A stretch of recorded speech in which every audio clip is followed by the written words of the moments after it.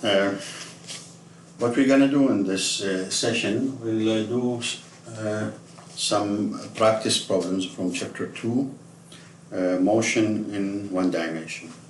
So we'll apply equations of motion and we solve problems from the practice sheet. So you can see the practice sheet in front of you, and I'll pick up some questions and I'll solve them in details. So let's start with question number 3. Question number 3.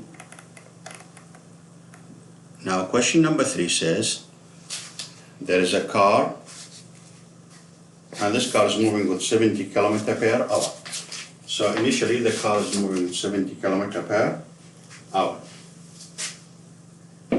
70 km per hour. This is the initial velocity of the car. And what happens later?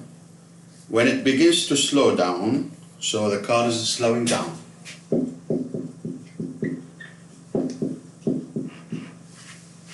With a rate of 1.5 meter per second squared. This is the rate of slowing down. And here you can see that rate of slowing down here means it's the acceleration. The value here is 1.5 meter per second squared. The question is, how long does it take to travel 30 meters? So this car, how much time it takes to travel 30 meters while it's slowing down? So let's see what we can do here. So we imagine this is the road and this is the car moving here on the road.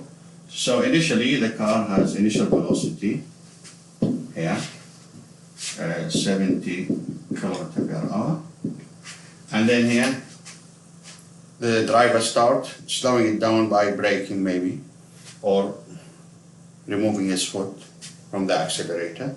So what happens? It slows down and later on it's here.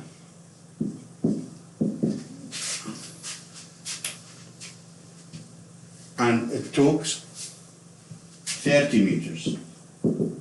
So this is the displacement from here to there, 30 meters. The question is how much time it takes from here to there, t, or delta t, same. If the rate of slowing down is 1.5 meter per second squared. Now a couple of things here I have to be careful of. Slowing down means the acceleration and the velocity, they must be opposite. To slow down something, you have to have the acceleration. As example here, if I take the velocity here as positive, so I must have an acceleration on the other way, which must be negative to slow it down. Velocity this way, acceleration this way. If you want to accelerate, no, you have to have the velocity and the acceleration having the same direction. So this is the point which you have to pay attention to. So here you say A equal negative. Negative here, it doesn't mean increase and decrease, it means direction. Acceleration to the left, velocity to the right. Now, what we should do first here, we have to change the kilometer per hour to meter per second to go with the acceleration. So if you divide this number, 70 by 3.6, this will give you meter per second. And this is equal to 19.4 meter per second. This is the initial velocity. Now we can use it. Now since the acceleration is constant value, it means we can use the equations of motion for a constant acceleration. One of the 3 equations. Here, I can write them here to remind you. We have final velocity equal initial velocity plus acceleration multiplied by time. Final velocity square equal initial velocity square plus 2 acceleration multiplied by displacement. Displacement equal initial velocity multiplied by time plus half acceleration times square. These are the equations for constant acceleration, and here we have constant acceleration. So here we know the initial velocity, known, 19.4. We know the displacement, and we know the acceleration, and we want the time. So we look for an equation which has displacement and time, which is unknown, and it has initial velocity. So you can see the third equation can fit. So we say delta x equal initial velocity multiplied by time plus half acceleration times square. Here, displacement is going from here to there, so it's positive displacement, so plus 30. Initial velocity 19.4. The time is unknown because it's what we need, time delta t or t, same, plus half. Here be careful, the acceleration you substitute negative, 1.5 and t squared. Looking at this equation, you see it's a quadratic equation. So you have to solve it using quadratic formula. But first rearrange it and multiply this one here. This is negative, but then this side is positive, and it's 0.75 t squared. Move this one to this side, 19.4 t, and this is already there, 30 equals 0. So this is your quadratic equation. This is A, this is B, this is C, and we say time equal minus B plus minus B squared minus 4AC over 2A. And you put the values there. So B is minus 19, and it's already minus there, so it's minus 19.4 plus minus B squared, you don't need the minus here because you're squaring, minus 4, A value is 0.75 positive, times the C value, which is plus 30, over 2 multiplied by A value, 0.75. So do the math, you find that you have two solutions here. And here, when you solve, you find the first time positive, 1.64 seconds, that's the first solution. The second solution as well is positive time, nearly 3 seconds. Now, which one is valid and why we have two times and both of them are positive? So it means there are two solutions for the question. You can see here the first time is short, which means from here to there directly. Short time breaking. This is the first possibility. So the first possibility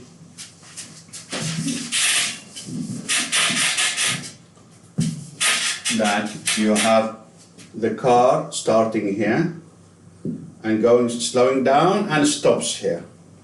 This is final, this is initial, and this takes the shortest time, 1.64 seconds.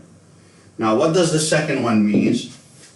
It means still you go from here to there, but while it slow down, you take a longer time, which means it could be like that. The car slowing down, passes the final, and then reverse, and then it reaches this point. So this is the longer time. This is T2, 24.3 seconds. You can see both of them, they have the same delta x, yeah? Same displacement, x initial, x final. And this is delta x equal 30 meters. So for the 30 meters, you can go from here to the 30 meters either straight away in a short time, or you go past the 30 and then slow down and reach here. But you don't stop here, of course, according to this question. So this is question 3. Now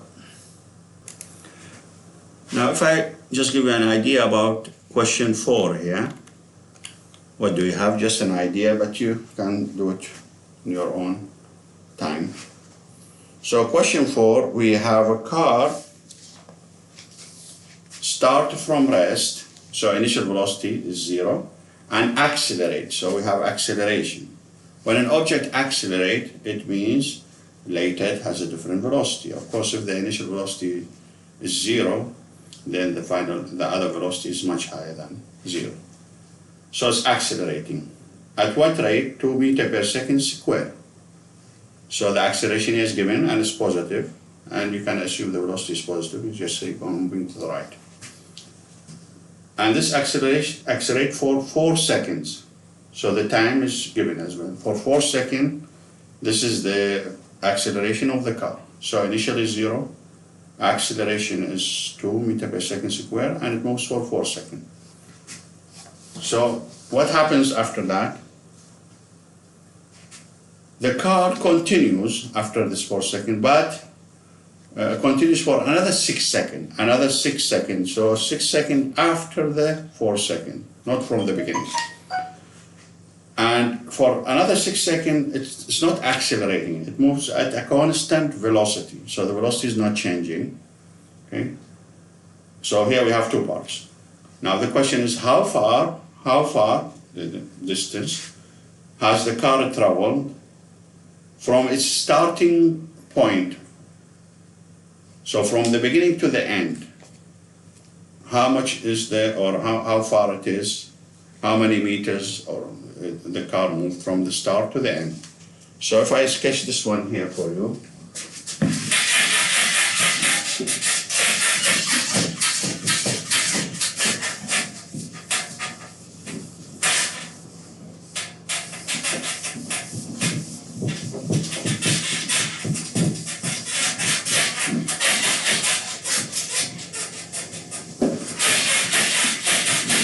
Just to give you an idea, I will not solve the question completely.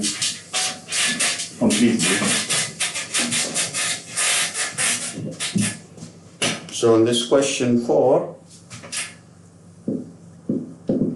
it's 2 parts.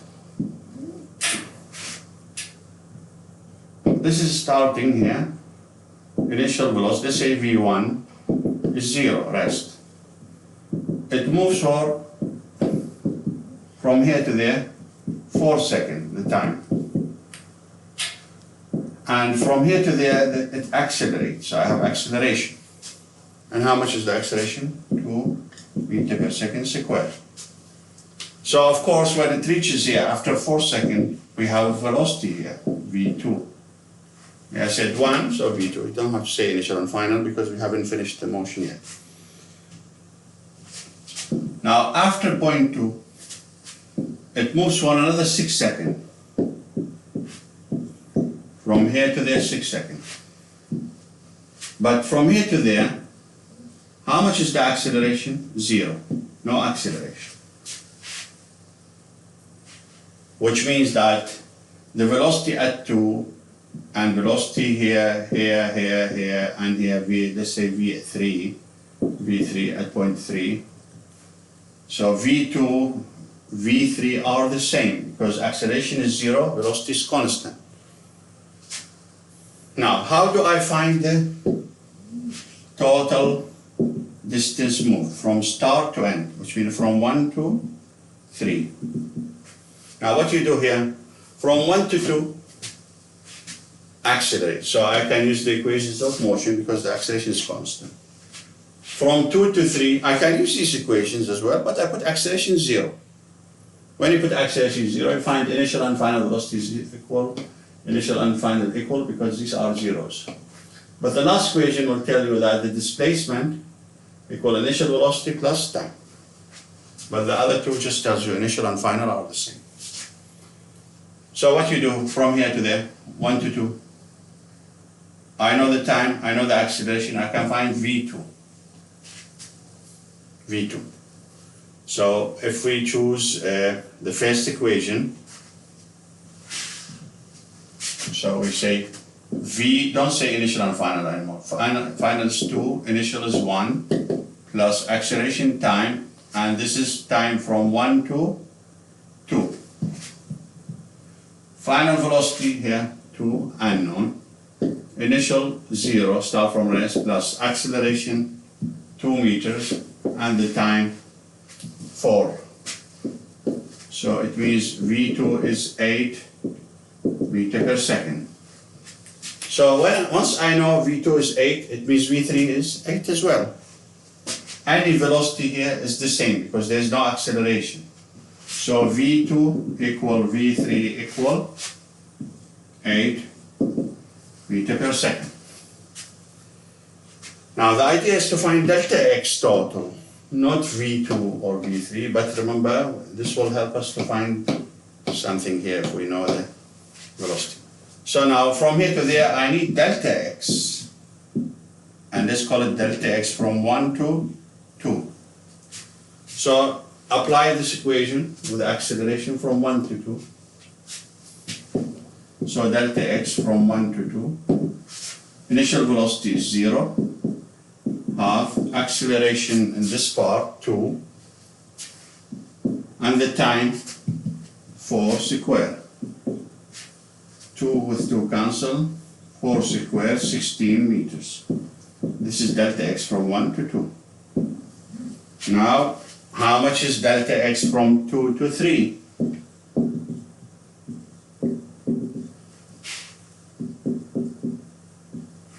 Of course, remember I need delta x total. So if I know delta x 1 to 2, delta x from 2 to 3, I add them, it gives me the total delta x. So for this part, how much is delta x 1 to 2?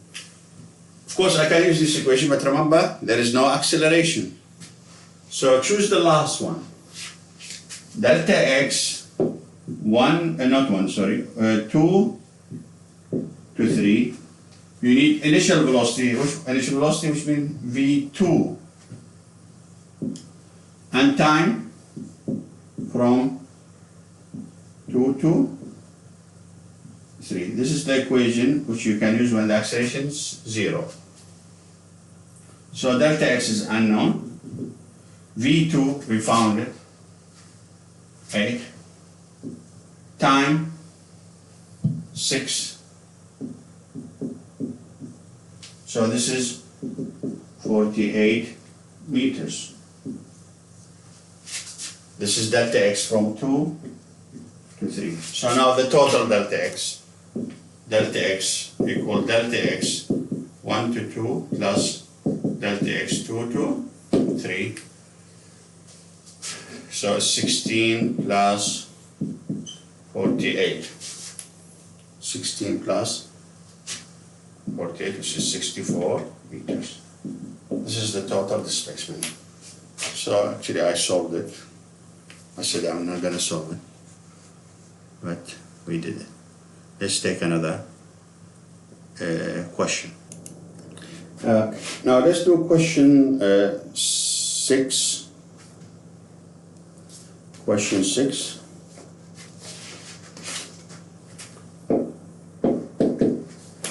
Practice problem 6. So I'll show you the question.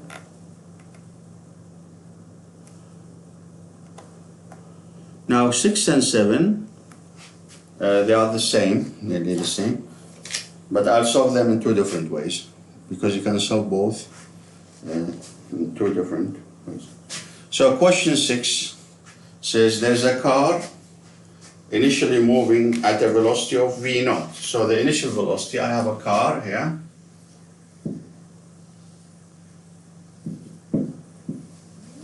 Initially here, V initial is called V0. So I don't have the value, but I know it's moving, it's not 0. And accelerate uniformly. Accelerate uniformly, it means the acceleration is constant. Whenever you see the word uniformly here, it means constant. Constant acceleration. And since the acceleration is constant, it means you can use the equations of motion for constant acceleration. So it accelerates uniformly, but how much is the acceleration? It's not given, unknown. To another velocity, so it accelerates to a final velocity, let's say here, V final. How much is V final, initial final velocity? 33 meter per second.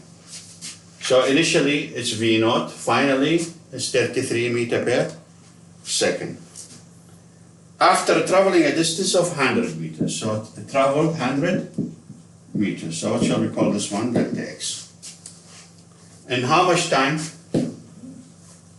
The time taking t is 5 seconds. This is given in the question. The question says, find the initial velocity. Find V initial. V initial is unknown. V initial is unknown. Now, if you try to apply any of these equations, you'll find that you are not able to find the initial velocity. As example, if I use the first equation, initial velocity unknown, final velocity known, 33, acceleration unknown, time known. So how many unknowns we have here? Initial velocity and acceleration. So two unknown you can't solve. Try here. Final velocity known. Initial velocity unknown. This is one unknown. Acceleration another unknown. You can't, even if you know delta x is 100. Third equation. Displacement known. Initial velocity unknown. Time known. Acceleration unknown. Two unknown. Not possible. So in this case, what should we do to solve? There is an easy way, direct way, and there is the one which needs a bit of calculation. So I'll show you the easy one for this question, and the next question 7 we do it the hard way. Now you remember that we said when an object moves with constant acceleration, we can say that the average velocity equal initial velocity plus final velocity over 2. This is when the acceleration is constant only when it's constant, otherwise it's not possible. And we know that average acceleration is displacement over time taken. Then we just put them together, we come up with an equation without acceleration. So this one equal to this, I can say that displacement over time equal initial velocity plus final velocity over 2. This is an ancillary equation which we have. So now, if I apply this equation for a constant acceleration motion, it's possible. And do I need acceleration? No, because there's no acceleration here. So I can solve this question with one step here.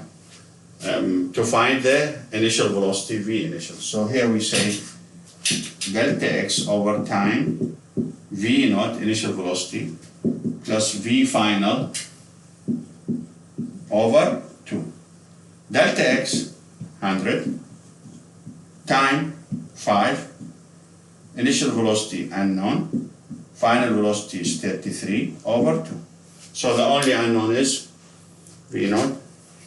Rearrange it, you find V naught equal 7 meters per second. This is the easy way to solve 6. Now we can do it the hard way, but I use the hard way in question 7. So you have both techniques. Whenever you don't have the acceleration, but you know it's constant. So let's go to question 7 now.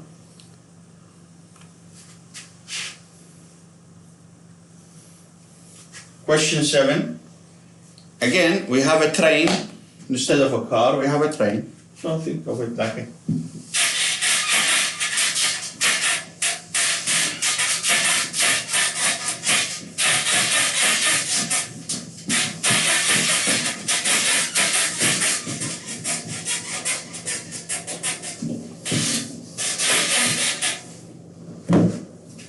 So we have a train.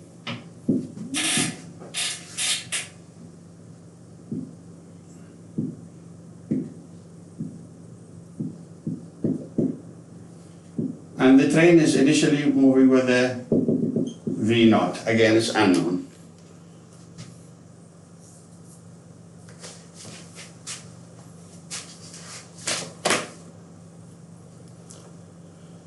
And accelerate uniformly. So we have acceleration constant to a velocity of 40 meters per second. So later on, this train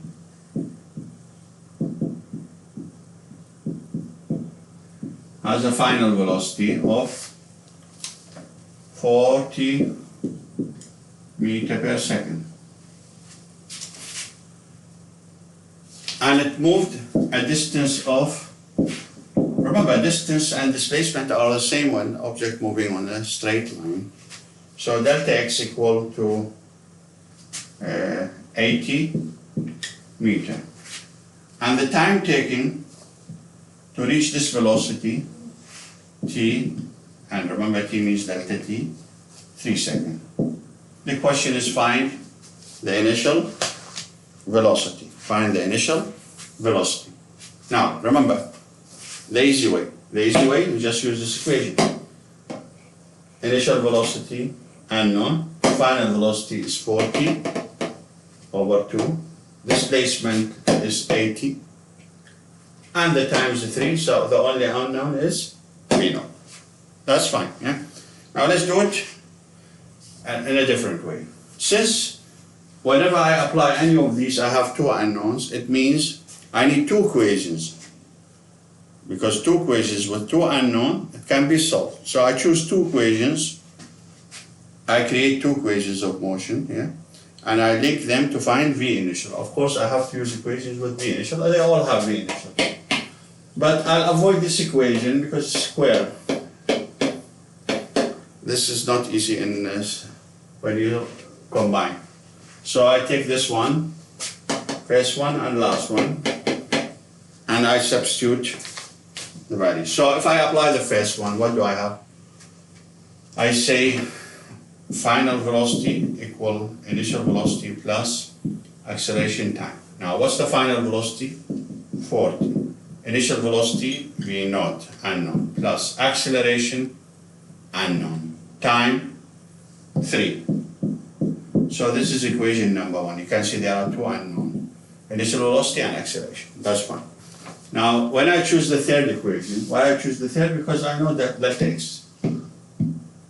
So I'll have equation with v initial and acceleration as well, unknown, and I solve them simultaneously.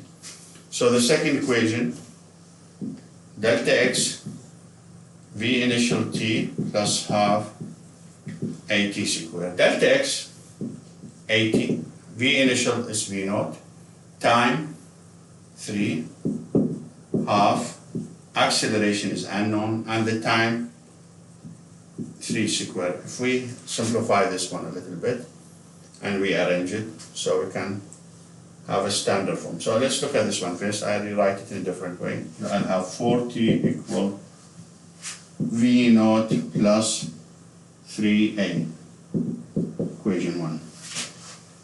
Now this equation, if you multiply, this is 9 over 2, 4.5, and I put the 3 here.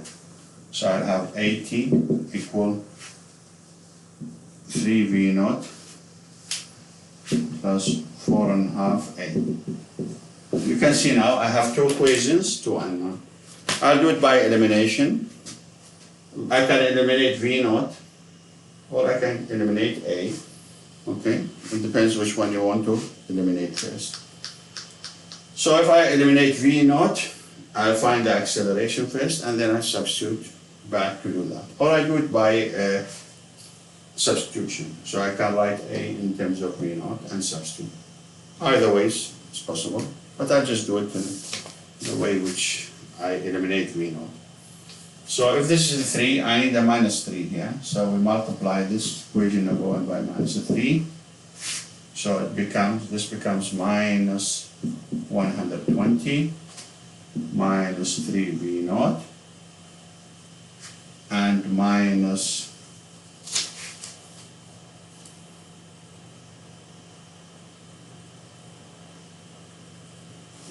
we're multiplying it by this one, so yeah, 3 by 3 minus 9a. This is equation number 1, the new one. So this one came. Now you can see these two equations. I can eliminate these two. Here we have minus 40, 80 minus 120. And on this side you have minus 9 plus 4.5, so it's minus 4.5a. You cancel the minus, and you find that A equal 40 over 4.5, which is 8.88 meter per second square. Now, once you know acceleration, put it back, maybe in this equation or this equation, any, and you find the next one. So if I go back to here, I take this equation here, 40 equal V initial is unknown plus 3 acceleration is 8.88, and to rearrange it you find V naught. Actually the question is not find the velocity, find the acceleration, so this was enough up to here, but this is an extra in case you need the V naught. You can find V naught here, right? So you can find V naught by doing the calculations here. Let's see what we have. 3 times 8.88. So here we have 40 minus 26.64 and 40 minus this number. So you find that the initial velocity is 13.36 meter per second. This is an extra requirement. It's not mentioned in the question. So here I found the acceleration and the initial velocity. It's possible to do it in both. Okay. Now let's move to another type of questions. So let's look at question. This is question 9. Question 9. It's got many parts. This is a good question. It's a comprehensive question. Now, what does the question say? The position of a particle moving along the x-axis is given by, so here we have the position x, not displacement, position function. Position x equal 5 plus 24t minus 6t squared. This is the position of a particle, an object moving, and its position changes with time. So when you know the time, you know the position, and this is the function, where x is position and t is time. Now we have many parts here. First part, part A. Part A says, what is the average velocity? What is the average velocity? So we want V average. V average. And remember, average needs start and finish time. So what is the average velocity from t1, from time t equal 1 second to t equal 3 seconds? What is the average velocity? This is part A. We do them part by part. Now, how do we find average velocity? Always you go back to the definition. What is average velocity? What's the function? Average velocity equal displacement over time, or change in position over time. Okay, now can I use this average velocity function here? Average velocity equal initial plus final over 2. This one you have to be careful with. We said you can use this one when you know the object is moving with constant acceleration. So if you know that this object is moving with constant acceleration, then it's allowed to use this equation for average velocity. Otherwise, it's not allowed. Of course, I can tell that the acceleration is constant from this equation, but let's say we don't know. So we leave this one, we just go to the definition. So average velocity, what does it mean? Change in position, which we need the final position. Final position means at final time. So this is x final minus x initial over t final minus t initial. All right. Now time initial, time final are known, but x initial, x final. How do we have the x initial or x final? No, but we can calculate them because I have the accelerator, I have the position with time. So if I know the time, I know the position.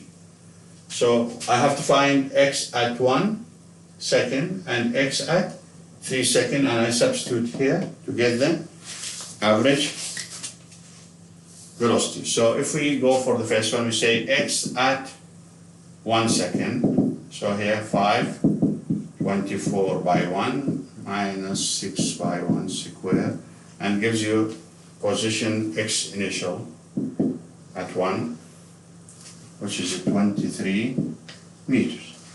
This is x initial. Now x final means x at 3. So x final, x at 3, 5 plus 24 multiplied by 3 minus 6, 3 square. And when you evaluate this one, you find x at 3 is 23 meters. So here I have x initial and x final, and just happen they are the same value, same position. So it means this object, initially it was at 23, moved, and finally came back to the same position at time 3. So how much is the average velocity when you substitute here? You will say final 23 minus initial 23 over 3 minus 1, which is 0 meter per second. There is, the average velocity is 0. Average velocity 0 doesn't mean the object is not moving. It just means it moves from one position and back to the same position. So this was part A. Now we go to part B. Part B, what is the velocity at t equals 3 seconds? What is the velocity at time 3?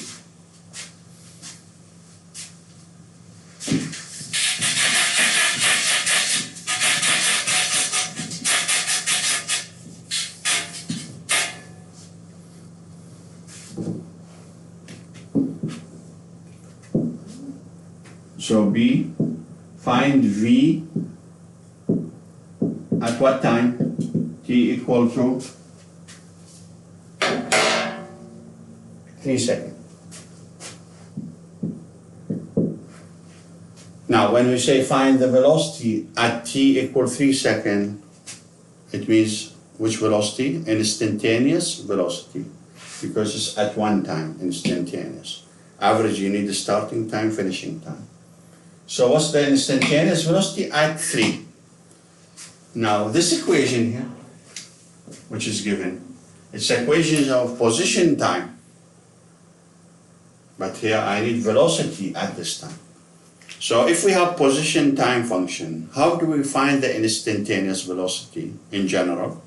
We just have to take the derivative, because velocity instantaneous is the derivative of position dx dt derivative. So to find v at 3, I have to have the function v with time. Now at the moment I don't have it, but how can I find it? By taking the derivative of position with time. So take the derivative of this equation. Here x as a function of t, so v, you write v equal dx dt equal. So now what's the derivative of 5? 0. Derivative of 24t is 24. And derivative of this one is minus 12t. So here we found the velocity instantaneous at any time is equal to 24 minus 12t. So if you give me the time, I can give you the velocity at that time. And this is the question. Give me the velocity at 3 seconds, so you just have to substitute 3. So v at 3, 24 minus 12 by 3. And this will give you the velocity at 3 seconds, which is minus 12 meter per second. It's a negative velocity. negative velocity, minus 12. Now, when the velocity is negative, what does that mean? It doesn't mean increase and decrease. It means the object is moving to the left. It's on a straight line. It's moving to the left. Now, the next question, or next part, C. C says, what is the speed, not velocity, speed, at 4 seconds? So here I want the speed, and the symbol for speed is S, and here instantaneous at t equal 4 seconds. Now, we said this before. What's the difference between speed and velocity? They are the same, except that velocity has direction, speed has value only. So I have to change this question. If I want the speed at 4, I say what is the velocity at 4, but absolute value. So this is speed at 4. Speed at 4 equal velocity value. How you find velocity at 4? You have velocity function here. What is the velocity function? 24 minus 12t. So find the velocity at 4. 24 minus 12 by 4. And then we find the velocity at 4. Velocity at 4 equal minus 24 meter per second. This is the velocity instantaneous at 4. So if you want the speed at 4, just take the absolute value. So the S4 equal absolute of V4, which is absolute of minus 24, which is 24 meter per second. So this is part C. What is the speed?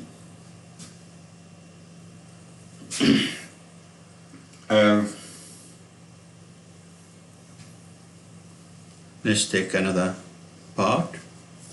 Yeah. Right, and so now part B.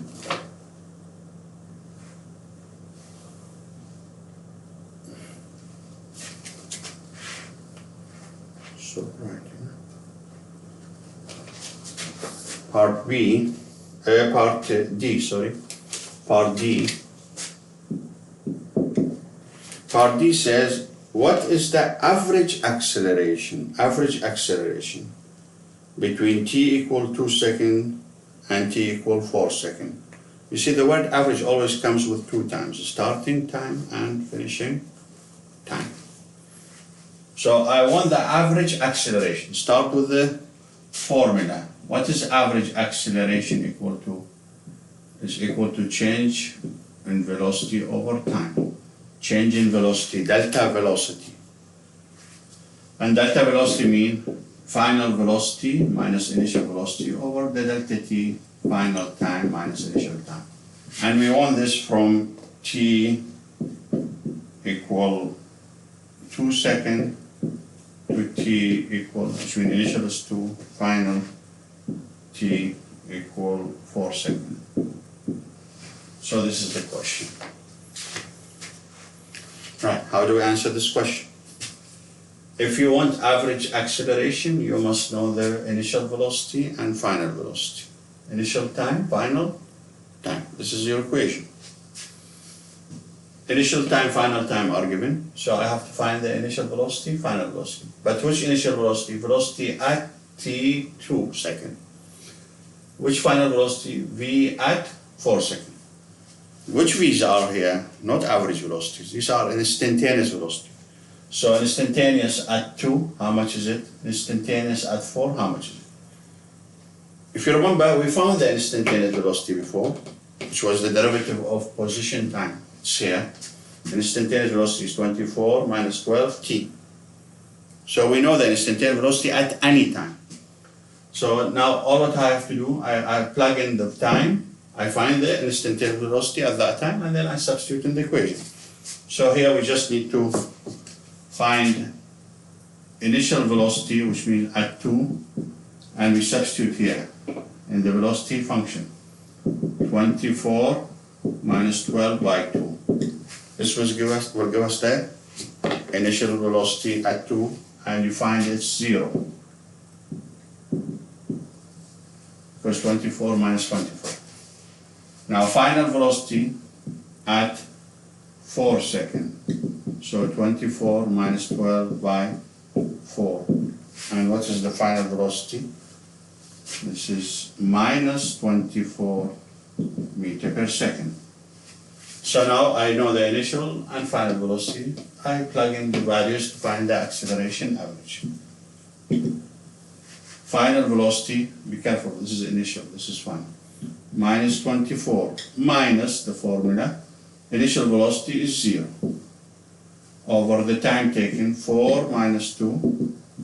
So we have 2 minus 24 minus 12 meter per second square. This is the average acceleration from 2 to 4 seconds. Now you can notice that the acceleration average is negative. And remember, negative acceleration means the object has an acceleration to the left, not the object moving to the left. Make sure you distinguish between velocity direction, which is the motion direction, and acceleration direction, which is not the direction of motion. Acceleration negative, it means the object has an acceleration to the left, acceleration to the left, but maybe it's moving to the right, or maybe it's moving to the left. So to conclude the direction of motion, look at the sign of velocity, not the sign of acceleration. So this was the acceleration average. Right, so we're still in question 9, just to remind you. And now I do part E. What does part E says? It says, if you look here, it says, at what time the particle turns? At what time the particle turns? Which means find the time when it turns. At what time the object is turning. Just put back the whole question so you can see all part. So this is part E. There's E, yeah. Right. What does it mean an object turning? And how do I know at what time the object is turning? Now, when how an object turns, it means it's changing direction. So as example, if the object is moving to the right, this way, so the velocity is positive this way. Now when it reaches a point here, and it wants to turn, so before this time, it's moving to the right, positive. But when it turns, it moves to the left. So at this time here, what happens? Before the time, velocity is positive, after negative, or vice versa. Maybe it was negative, then it becomes positive, so it means I have turning point or turning time. At what time? Now to find the turning, at what time it turns, first we have to say what happens at turning. An object to turn, it has to stop and then turns. So if I find when the object stops, then I know at this time maybe the object turns. Because not necessarily you stop to turn. You stop to have rest and maybe you continue. Or maybe you stop and to turn. So it's possible. So first we just find at what time the object stops, which means a possibility of turning. Object stops means what? Velocity is 0. So when the velocity is 0, it means the object stops. Which velocity? Instantaneous, of course. Now you remember, we found the velocity instantaneous at any time.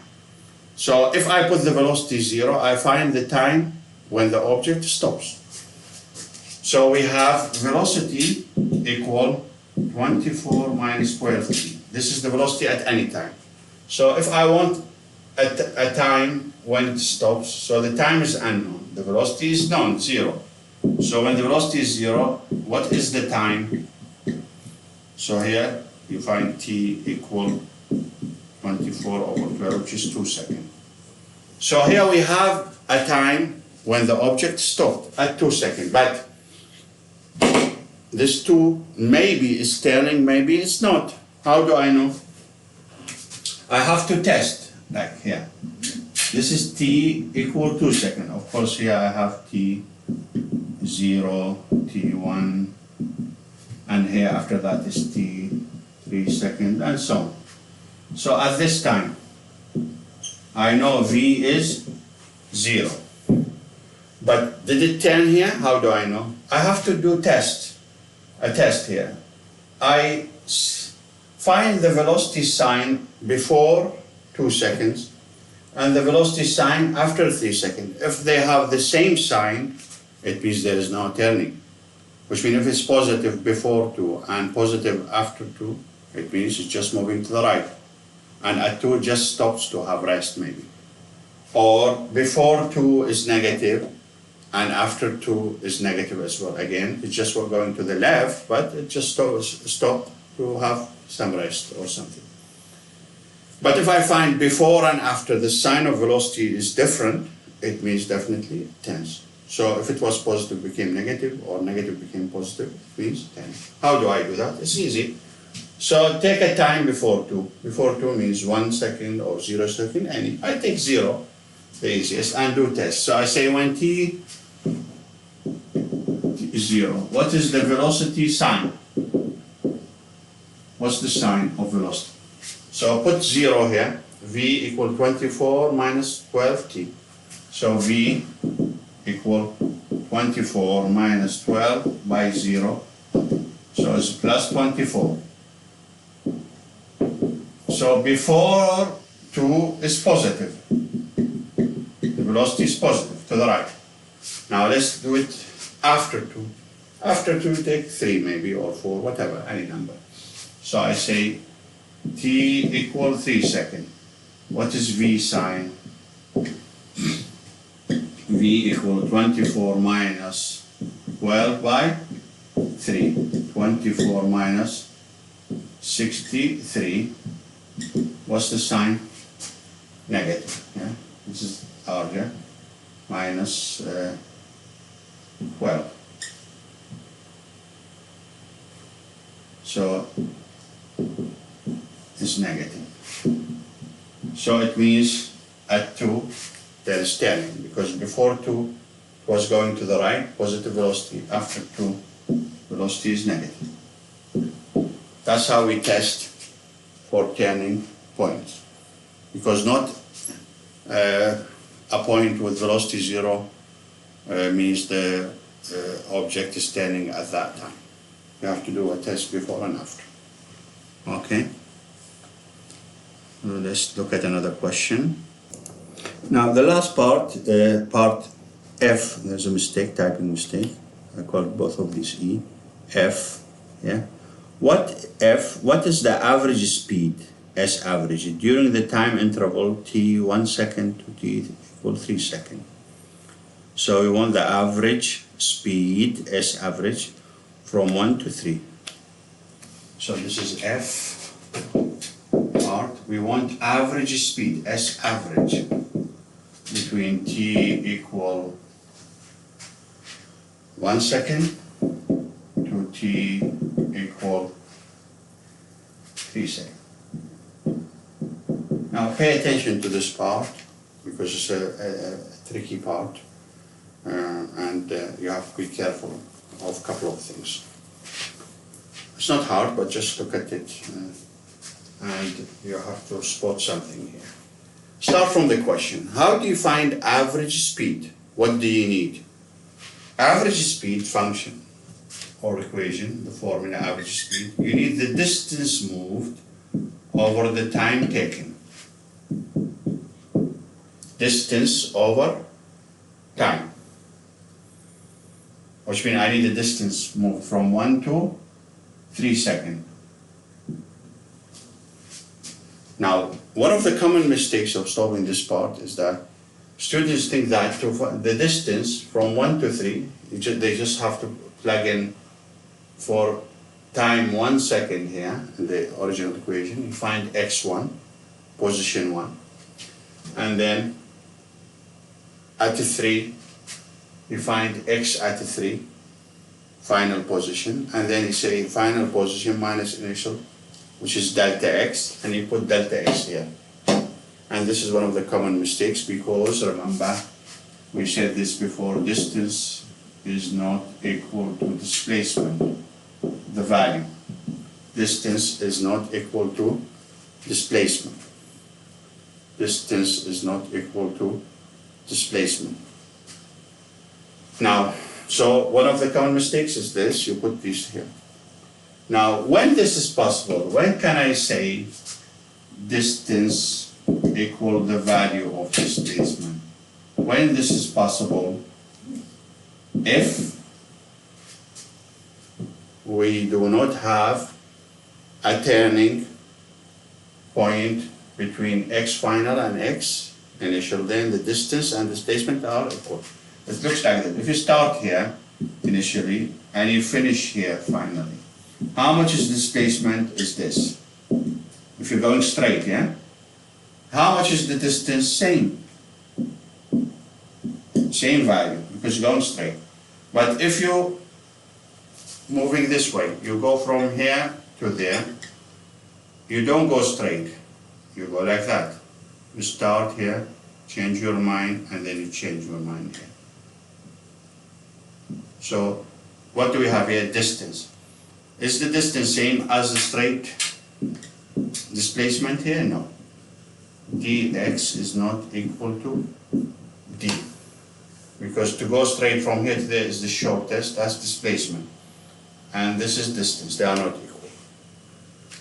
So that's why I say don't put delta x for d here to find the average speed, unless you know that it's going straight. So if you know that between initial and final there is no turning point, then instead of d I can put delta x, but absolute value. But if there is turning, no. Now, from t1 to t3, so if this is time equal 1 second, and this is time equal 3 seconds, between 1 and 3, is the object turning or not? Do I have a turning point? Of course, we discovered that in the previous part. We found that the object is turning at t equal 2 seconds, turning. It turns at 2 seconds, which means now, between 1 and 3, there is a turning, like this. And d is not equal to delta x. So how do I solve to find d in this case? We divide the motion. We say from start to the turning point, that's distance and displacement are the same. From turning point to the another time, distance equal displacement, because there is no turning point. If you have one turning point. If you have more than one turning point, of course you divide them to different parts. So to solve this part, all what we have to do, we divide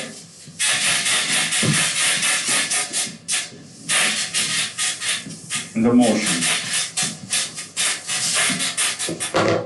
So here we say from t equal 1 second to t equal 2 seconds.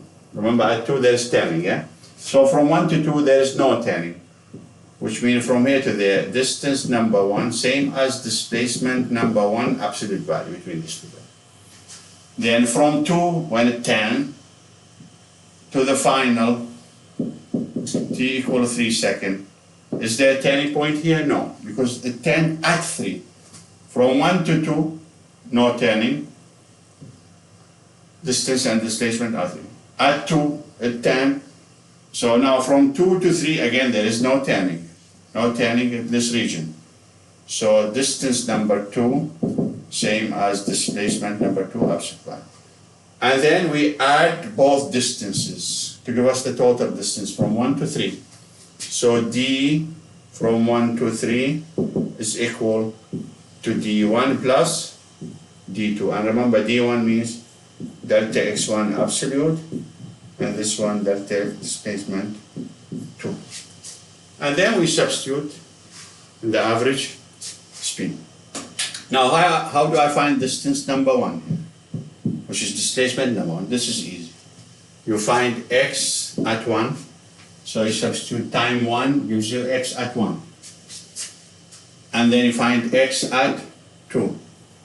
When the time is 2, what is the position? And here, x at 3 seconds.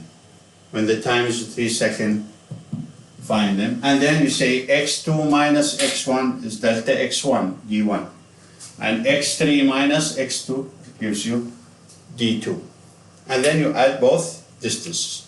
So to answer this question, you have to find the displacement from start to the turning, displacement number 1, and then from turning to the final, displacement number 2, and you take the absolute values because you're looking for distance, and you add them.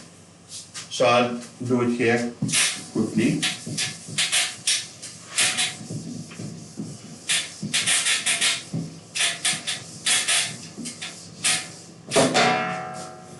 So I need distance number 1, which is the absolute value of displacement number 1, from 1 to 2, which means absolute value of x2 minus x1.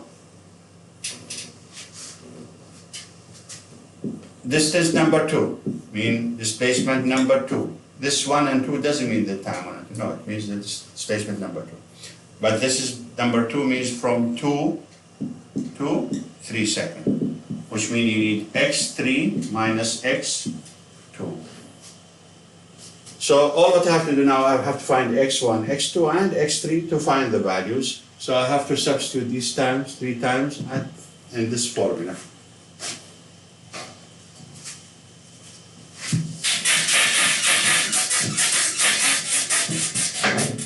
So I need x at 1, 5 plus 24, 1 minus 6 by 1 squared. And I need x at 2, 5 plus 24 by 2 minus 6, 2 squared. We'll give the values in a moment. And we need x at 3, 5, 24, 3 minus 6, 3 squared. This will give us all 3 times. So we find that x1 is 23 meters, x2 29 meters, and x3 is 23 again. Possible, you have to be certain to the thing. Now plug in these values here. What is x2?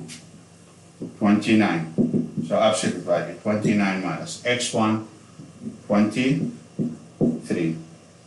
And this will give 6 absolute, which is 6 meters. So D1 is 6 meters. Now D2, you need x3, 23, minus x2, 29. This will be, look, we must put the absolute. You'll have minus 6, and minus 6 absolute is plus 6 meter.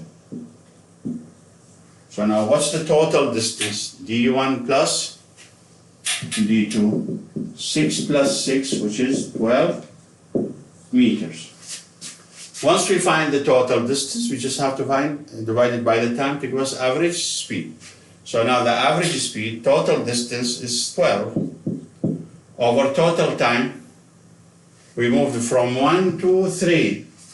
So 3 minus 1, 12 over 2, 6 meter per second. This is the average speed. So this way, we finished question 9 on the practice problem sheet. Now, if I take you to another question, of course, question 10 has the same idea nearly. you have position time function, and you can always answer the same question. What is the acceleration? Of course, acceleration, to find the acceleration, you just have to take two derivatives here, because position with time gives you velocity, and do another derivative gives you acceleration at any time, and you can find the acceleration. But when the velocity is 12, so put the velocity 12, find the acceleration. Here as well, what is the acceleration when the particle is not moving? What does that mean? Acceleration not moving. So it means find the acceleration when the velocity is 0. When the velocity is 0. So again, two derivatives gives you acceleration. Go to the first derivative, which is velocity. Put velocity 0, gives you the time, and then substitute in the acceleration function. Here, what is the speed of the particle? Remember, when you say what is the speed, change it to what is the velocity value.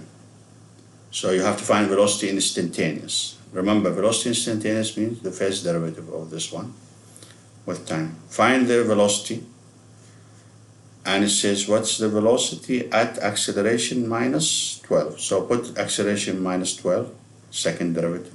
Find the time, and then go back and find the velocity and take the absolute value. This is a good question, need practice. You have the answers there. Part D, at what time the particle is turning? Remember, we talked about this in the previous question. To find turning point, you must put velocity 0. So do in the first derivative, put the velocity equal to 0, find the time, and then do testing before and after. If there's a change of sign of velocity, it means it's a turning point. If not, there is not. Of course, here you can see there is. So this was question 10. 11, again you have xt function, same idea. Let me do 12 for you here, question 12. Question 12. It's an easy one. The question says, the position of a particle in meter is given by this function, x position, t is time. So xt function is given. At what time? Find the time. The particle momentarily at rest. At what time the particle is at rest? What does it mean at rest? The object is not moving. Of course, the object is not moving maybe at the starting of the time, but here no. Later in the motion, maybe it stops for some reason, momentarily at rest, some other time. So let's do this question. Question 12. We have position as a function of time, 16 t minus 3t cubed. And says find the time when the object at rest. Find the time. Okay? Now don't assume that when the time is 0, the object is at rest. No, maybe some other time as well. Okay? And don't put x0. x0 means the position is 0, but here the position is not known. So these are a couple of common mistakes which students do. They put x0 and they find the time. Okay, when you put x0, it means I'm telling you that the object is at position 0, find the time. But here no. Find the time when it's at rest. So at rest means velocity must be 0. So if I know the velocity is 0, I have to find the time. Now at the moment I have position time. I have to change it to velocity time and then put the velocity 0. So xt function, how you change it to velocity? Velocity is the derivative of position with time. So take the derivative here, which means the velocity is derivative 16 of this one minus 9t squared. This is velocity function, the velocity at any time. But how much is the velocity? 0, momentarily at rest. So when the velocity is 0, I put 0. I can find at what time the object is stopped for something. So we put 0. We solve this equation. So t squared equals 16 over 9. And t, you take the radical, you find it's 1.77 second.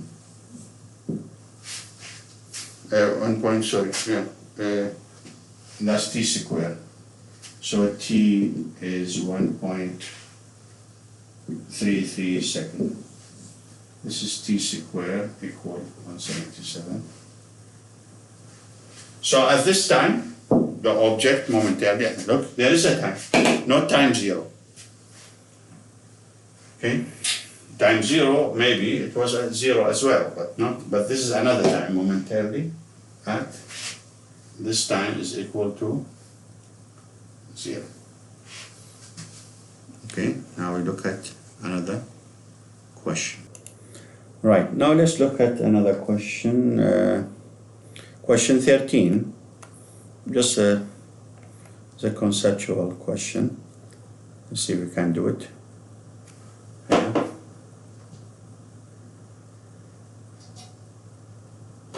The question says, the following equations describe the position x as a function of time. These are position time functions, or equation A, B, C, D, E. All right, so these are all position time function. The first question I, which equation or equations, maybe there are more than one, represents constant velocity? Justify your choice. So don't do a random choices. Which equation has a constant velocity? Okay, start from the question. The question says constant velocity. What does it mean, constant velocity? It means the velocity is not changing. It doesn't mean velocity 0. That's another mistake which we've seen many times. Constant velocity does not mean the velocity is 0. It means the velocity has one value, is not changing with time. So it means the velocity function is constant. It's not variable. It doesn't depend on time. So velocity could be positive, could be negative, could be any value. But it's not 0 because that's a special case, V0. Then we don't have constant velocity. There is no motion at all. So how do I solve this question? Because I have position time, I have to see which equation, when I take its derivative, because when you take the derivative you have velocity, see which equation gives you a constant value when you take the derivative. So we do the derivative for all 4 equations and we see which one gives us a constant value. So if I start with the first one, this is a question 13. The first equation A is x equal 70 cube minus 2. This is xt function. How do I find the velocity? Velocity is derivative, dx dt. So what's the derivative here? 21t squared, yeah? And this is 0. So is the velocity constant? No, because it depends on the time. Out. Of course, you can see that if xt function has a power of more than 1, then the velocity is not constant, because when you take the derivative, it comes down by 1 power. So let's look at the second one, B. X equal minus 8t squared minus 4t. So what's the velocity here? Derivative, dx dt. Here is minus 16t minus 4. Is this constant velocity or variable? Variable, because it depends on time. Again, this is not a constant velocity. It depends on the time. C.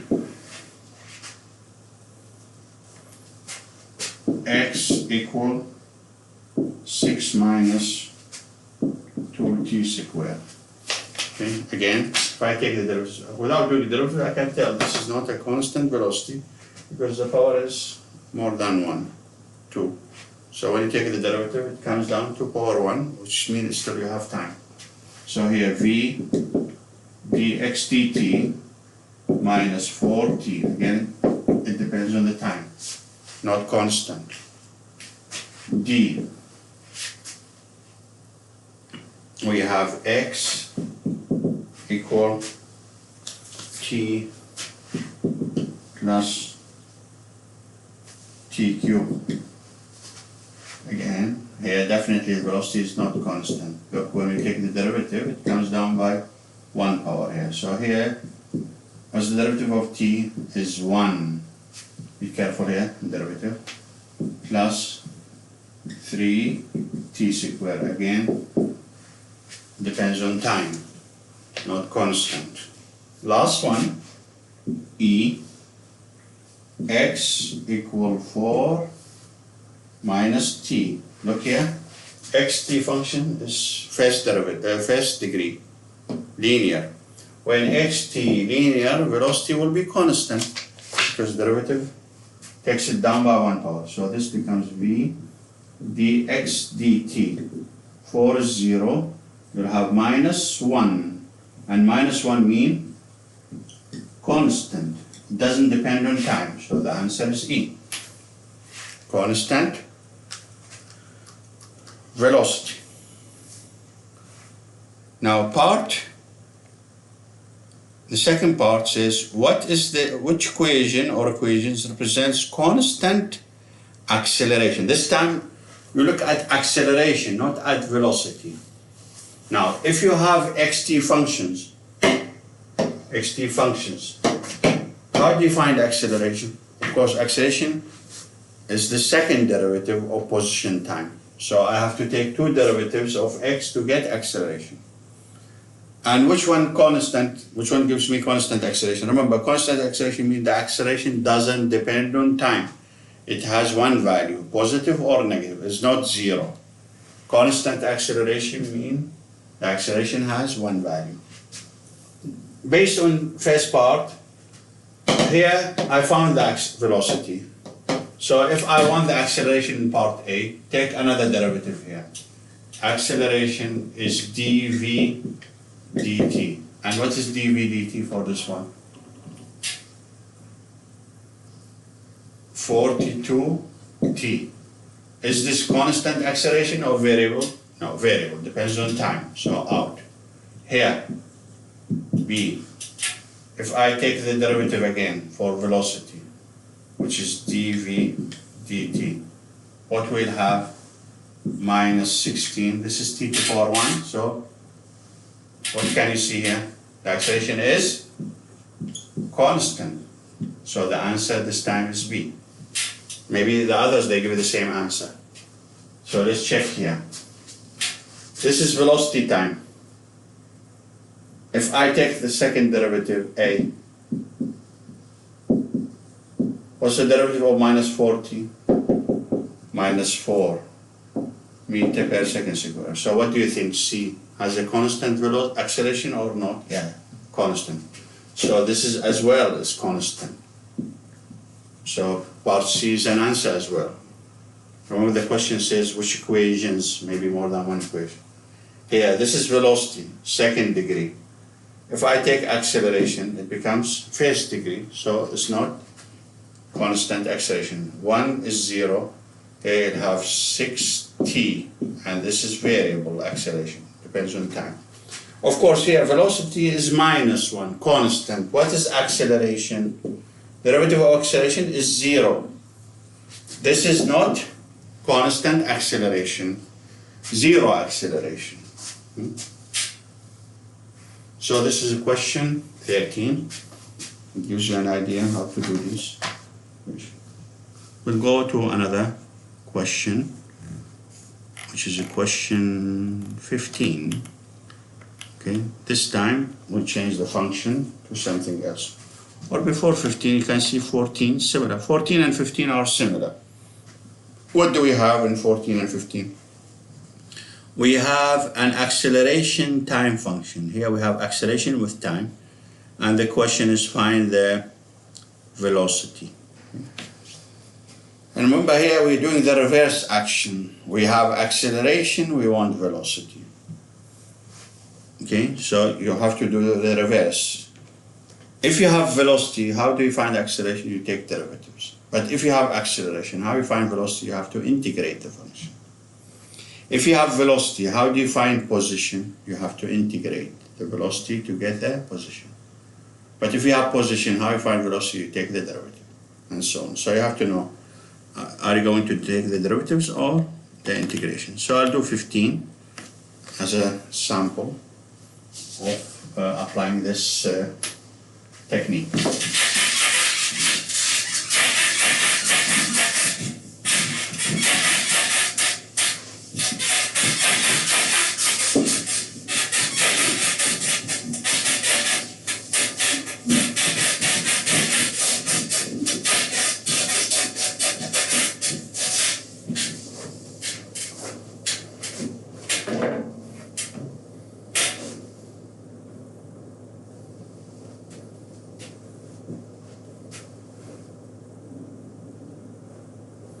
So question 15 says the acceleration of an object as a function of time is given by this equation.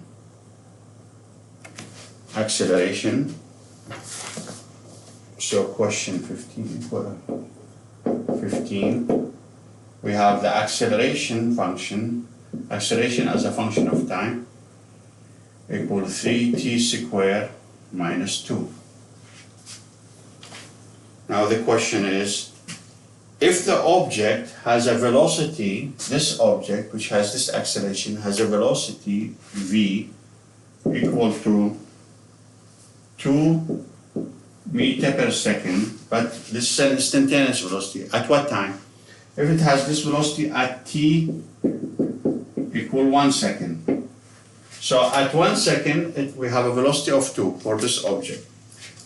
The question is, what is the velocity, unknown velocity, at t equal 3 seconds?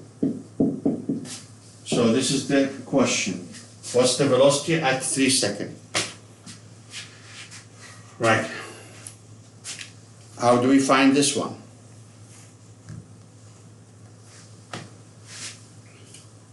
Remember, if we have acceleration and we want velocity, we have to go the other way around. So we have to do integration. So remember, I just write them here. If we have position time function, how do we find velocity? We take derivatives to give you velocity time. So here you do dx dt, derivative. If you have velocity function, how do you find acceleration? You take derivative, acceleration time function, and you take dv dt equal a. Here dx dt equal v, derivative. So if you have xt, you can find vt by taking derivative. If you have vt, to find at, you take derivative. But if you have at, it means you are at the bottom. How do you find velocity? You have to go against derivative, which is antiderivative, which is integration. So if we have acceleration and we want velocity, we have to go up. So you have to do integration here to get velocity time. If you are at velocity and you want position, you take integration as well, get x. So it depends which way you go. Here I have acceleration and I want velocity. So how we find the velocity if we have acceleration? We have to integrate. So we have to integrate this function. But be careful here, don't put integration in a, because a here is a function. Integration is needed for a differential equation or derivative. So change the acceleration and write it in terms of velocity. So the first step, I should have v here because I'm looking for v. So we replace a by the derivative dv dt, because acceleration is dv dt, equal 3 t squared minus 2. Then take the dt to the other side. We have dv equal 3 t squared. This dt will be multiplied by both, dt minus 2 dt. Now I can put integration sign on all terms. Yeah. Now we have two types of integration, either definite, if you know the upper and lower, or indefinite. With this question, you can solve them either ways, but I'll do it as an indefinite. I find the constant c, and then I come back and solve. So here, integration of dv, it means they cancel each other. Derivative integration, you have v. Here, integration of t squared, you increase the power by 1, divide by the new power. 3 is constant, so I'll have t3 over 3 plus, minus. 2 is constant. Integration of dt means t, increased by 1. And here plus sc, integration constant. I can call it c1 or c whatever. Now to find v, I must know t, yes? Here I know t is 3.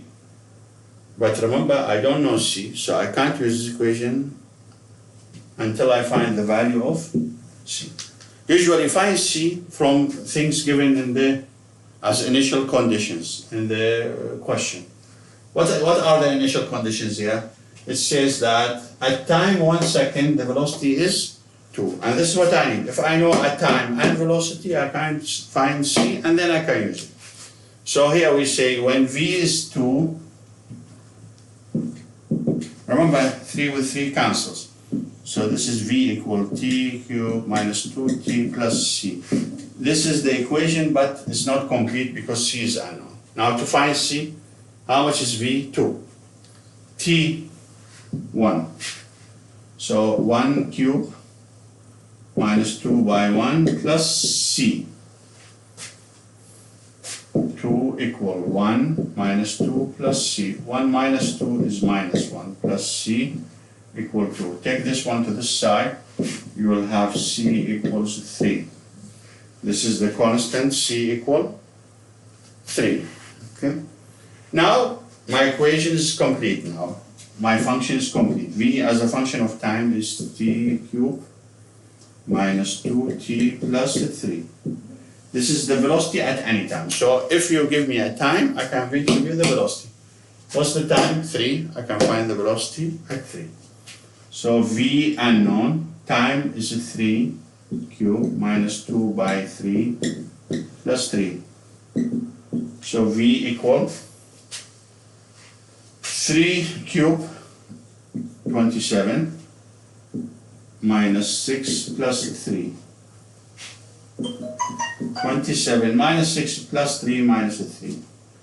And 27 minus 2, 24 meter per second. So the velocity is 24 meter per second. This is how we do this equation.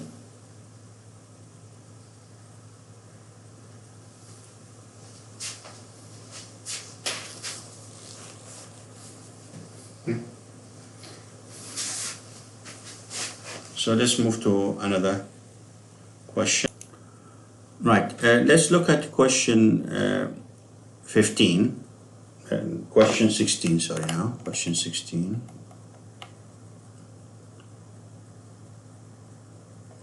Question 16, yeah. What do we have in question 16? If I read the question. It says the acceleration of a particle varies with time as shown in the diagram below. So this is how the acceleration changes with time. Now at t equal 1 second here, at t equal 1 second, the particle has a velocity of 10.5 meter per second. So the velocity at 1 second is 10.5 and positioned at 8 meters. So at 1 second, I know the position and I know the velocity. Position is 8, velocity is 10.5 at 1. The question is, what is the velocity of the particle at time equal 4 here? What's the velocity at 4? What's the velocity at 4?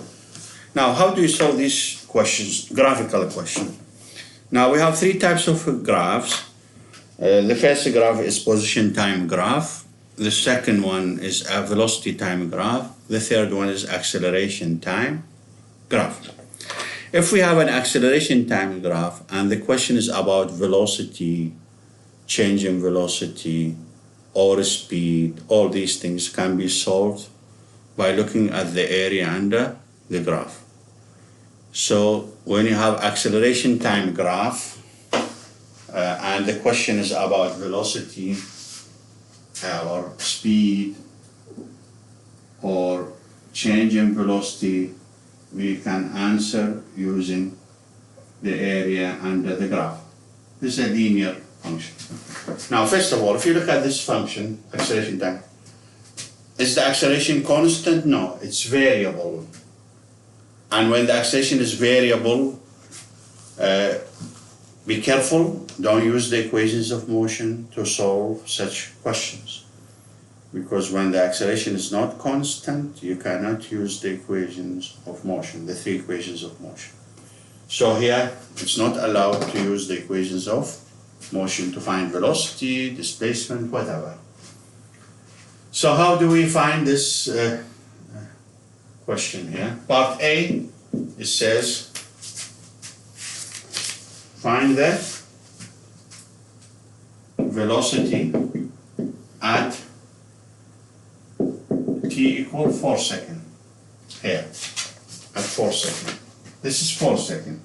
At 4 seconds here. What is the velocity? So here 4, I need V4 at 4 seconds. Be careful, again, V4, don't take this reading. This will give you the acceleration at 4. So when V4 acceleration, probably around 2. This drawing is not that accurate. So the question is about velocity, and I've been given acceleration. How do we find the answer?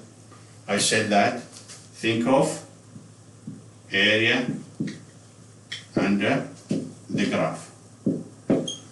What does the area under the graph of acceleration time represent? Always, this is true.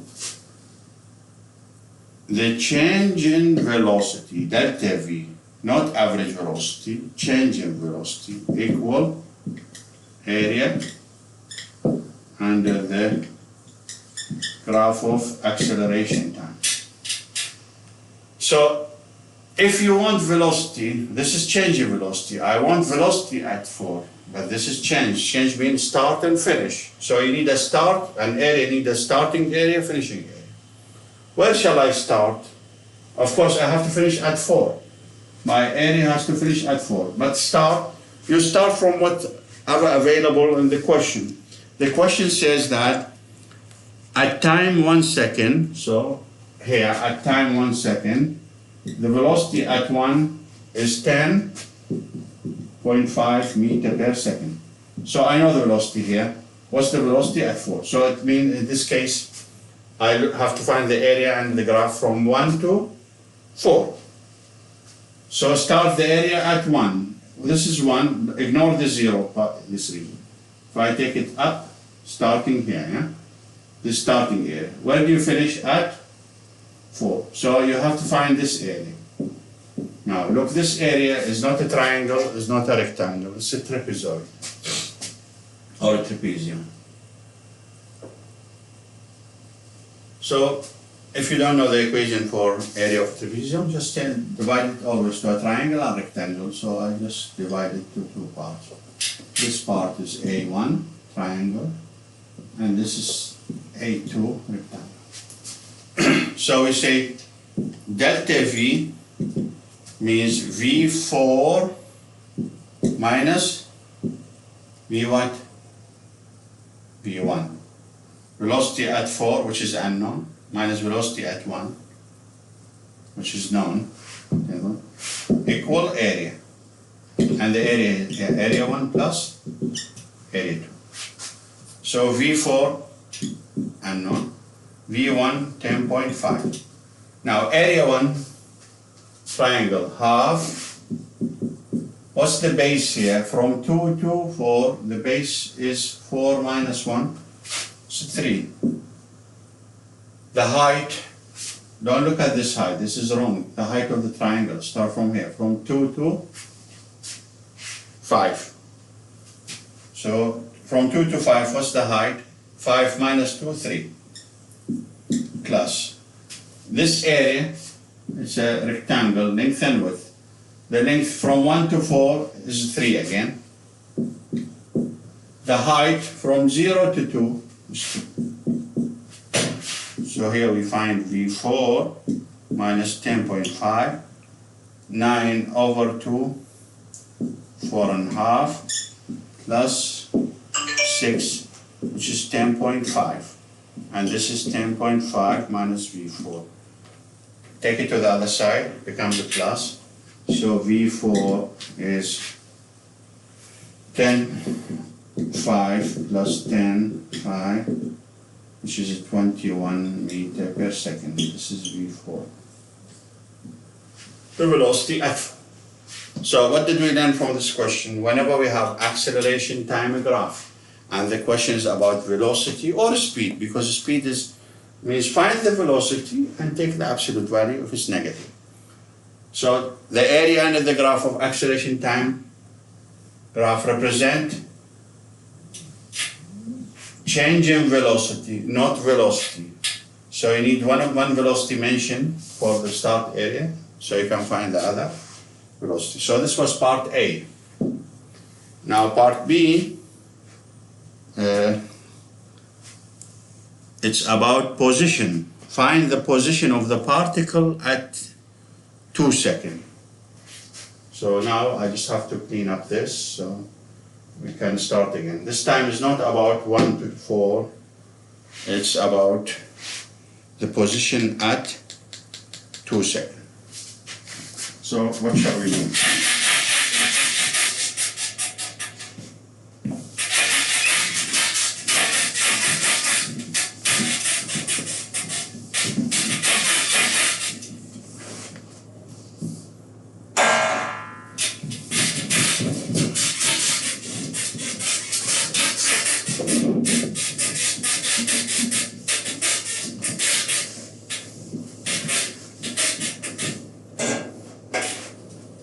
So the question is, what is the position x at t equal 2 seconds? Part B, find x at t equal 2 seconds. Position at 2 seconds. Now, this question is not a direct question, because if you have a graph of 80, and the question is about acceleration, you can't just directly answer the question. You have to do a couple of things here. What should we do? Let's go back to the basics. If you have acceleration function, how do you find position? You have to do double integration. Because from acceleration to velocity, you do one integration. From velocity to position, you do another integration. So if you integrate acceleration function twice, you get the position function, and then once you know the position function, you can find the position at any time here at 2. So it depends. But remember, integration usually you need a function, not a graph. Because integration means area under the graph. Of course, the first area in the graph here, we said change in velocity. But it doesn't give you another function to take it and find the area under the graph again. So we need a function. We need acceleration function. If I know the acceleration function, I integrate it once, it gives me velocity, and then I integrate it again, it gives me position. So I will do that. We are fortunate here, because the acceleration time function here is linear function. And when the acceleration function is linear, of course I can tell what's the function. I can write the equations of the function. Any linear function, a standard function, linear, is written as y equal slope mx plus minus b, the intercept. So if you have a linear function, like this one or any function, let's say this function, this is x, this is y. What's the equation for this function? This is the y-intercept, so this is the b here, and b here is positive. And to find the slope, to find m, you need the slope. So slope equal m. If you know the slope and you know the intercept, you can find the equation. How do you find the slope? You need 2 points on the function. So we'll use these techniques to find the acceleration. So my acceleration function is a equal m, not x. My x-axis is time. So it's mt plus minus an intercept b. Now my job is to find b and m. Look at this linear function.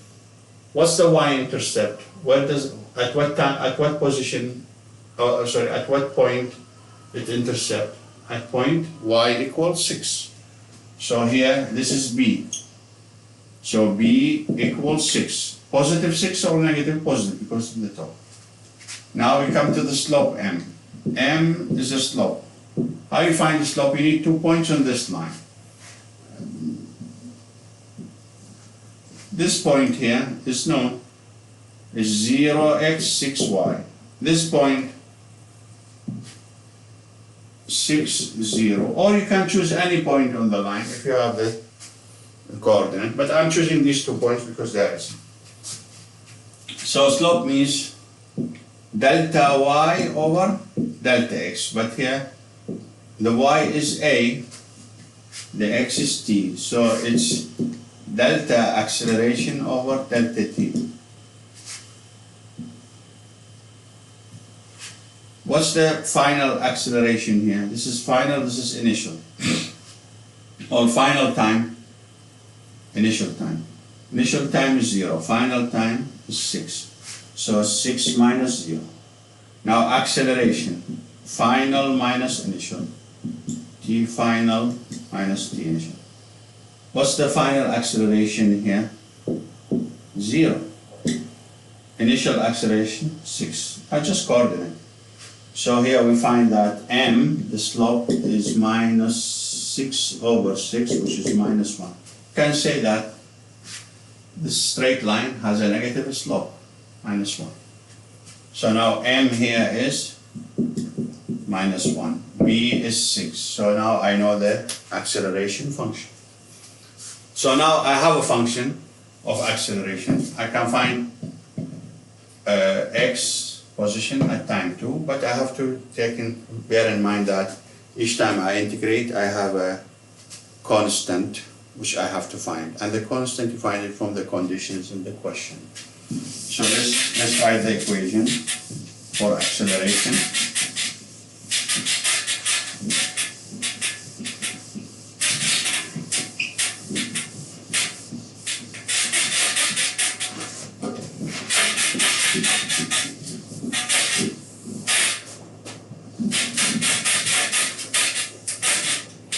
So now we discovered our equation, acceleration time function, this is part B, is equal to minus 1, remember m, a plus, we say plus minus b. M is minus 1, m, mt plus minus b.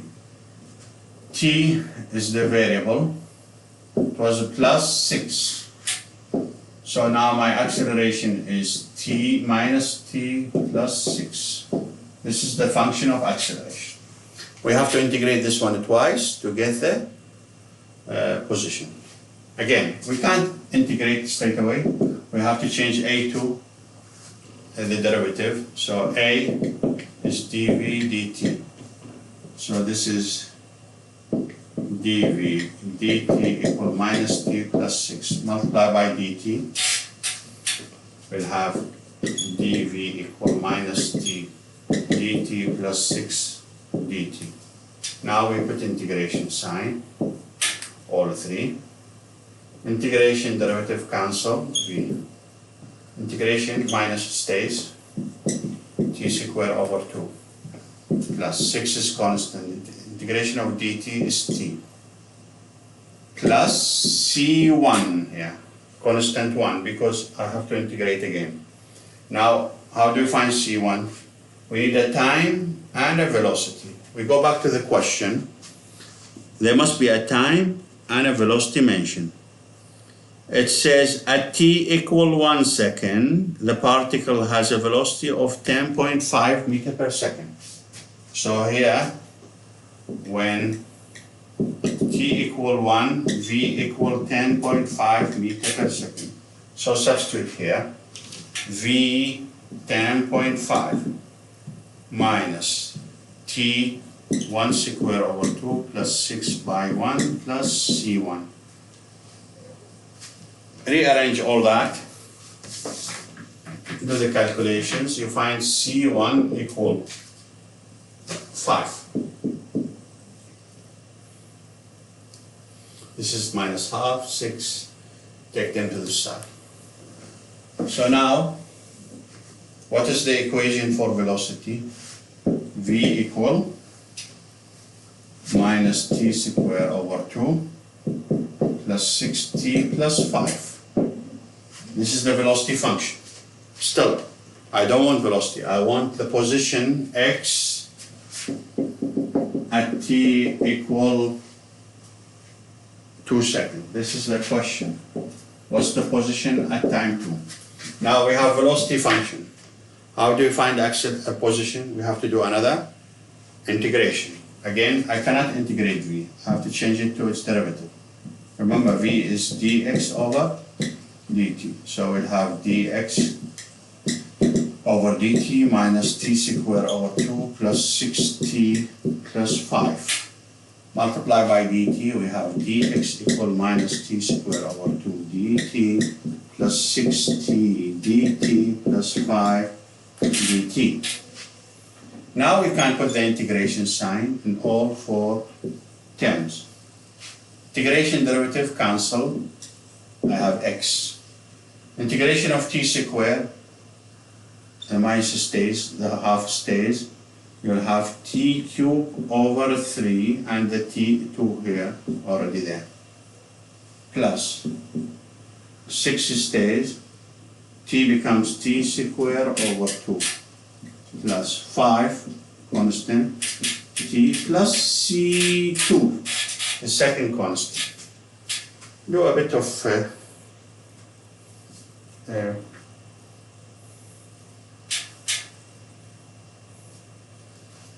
arrangement here. So what is x here? X function is minus t cube over 6, 2 by 3. Here 6 over 2, 3, plus 3t square plus 5t plus c2. This is the xt function, but it's not ready because the c2 is not known, which means to find x at 2, I must know c2 first. Again, you need conditions taken from the question. So look for a time and a position in the question. It's so obvious here. Look, at t equal 1 second, the particle has a velocity of 10.5. We use this. I need a position. And where it's positioned at 8 meters. So when the time is 1 second, the position is 8. I can use this. So when time is 1 second, x equal 8 meters. So I have time and position, I can find c2. So go back, I'll wipe this because I don't need it.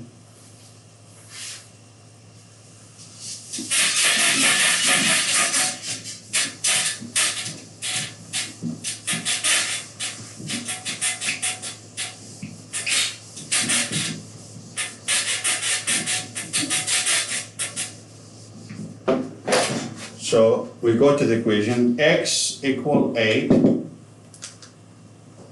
minus time 1 cube over 6 plus 3, 1 square plus 5, 1 plus C2. 8 equal 1 over 6 plus 3 plus 5 plus C2. Okay. This is 8 and this is 8. They cancel each other. So what is left here? 0, 1 over 6 plus C2. C2 equal 1 over 6. Okay. Now C2 is 1 over 6. Now my equation is complete. So x equal minus t cubed over 6 plus 3t squared plus 5t plus 1 over 6. This is the equation of position time. Now, what is the position at t equal to? Substitute to find x. So x unknown minus 2 cubed over 6 plus 3, 2 squared plus 5 by 2 plus 1 over 6. X equal minus 8 over 6 plus 12 plus 10 plus 1 over 6. Add all these, you get x equal 26.3. Need. This is the position at t equal to. The question looks long.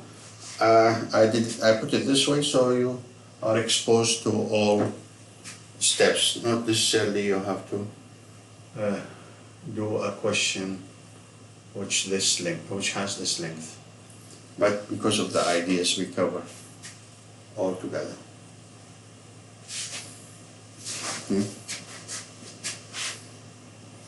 So now I'll move to another question.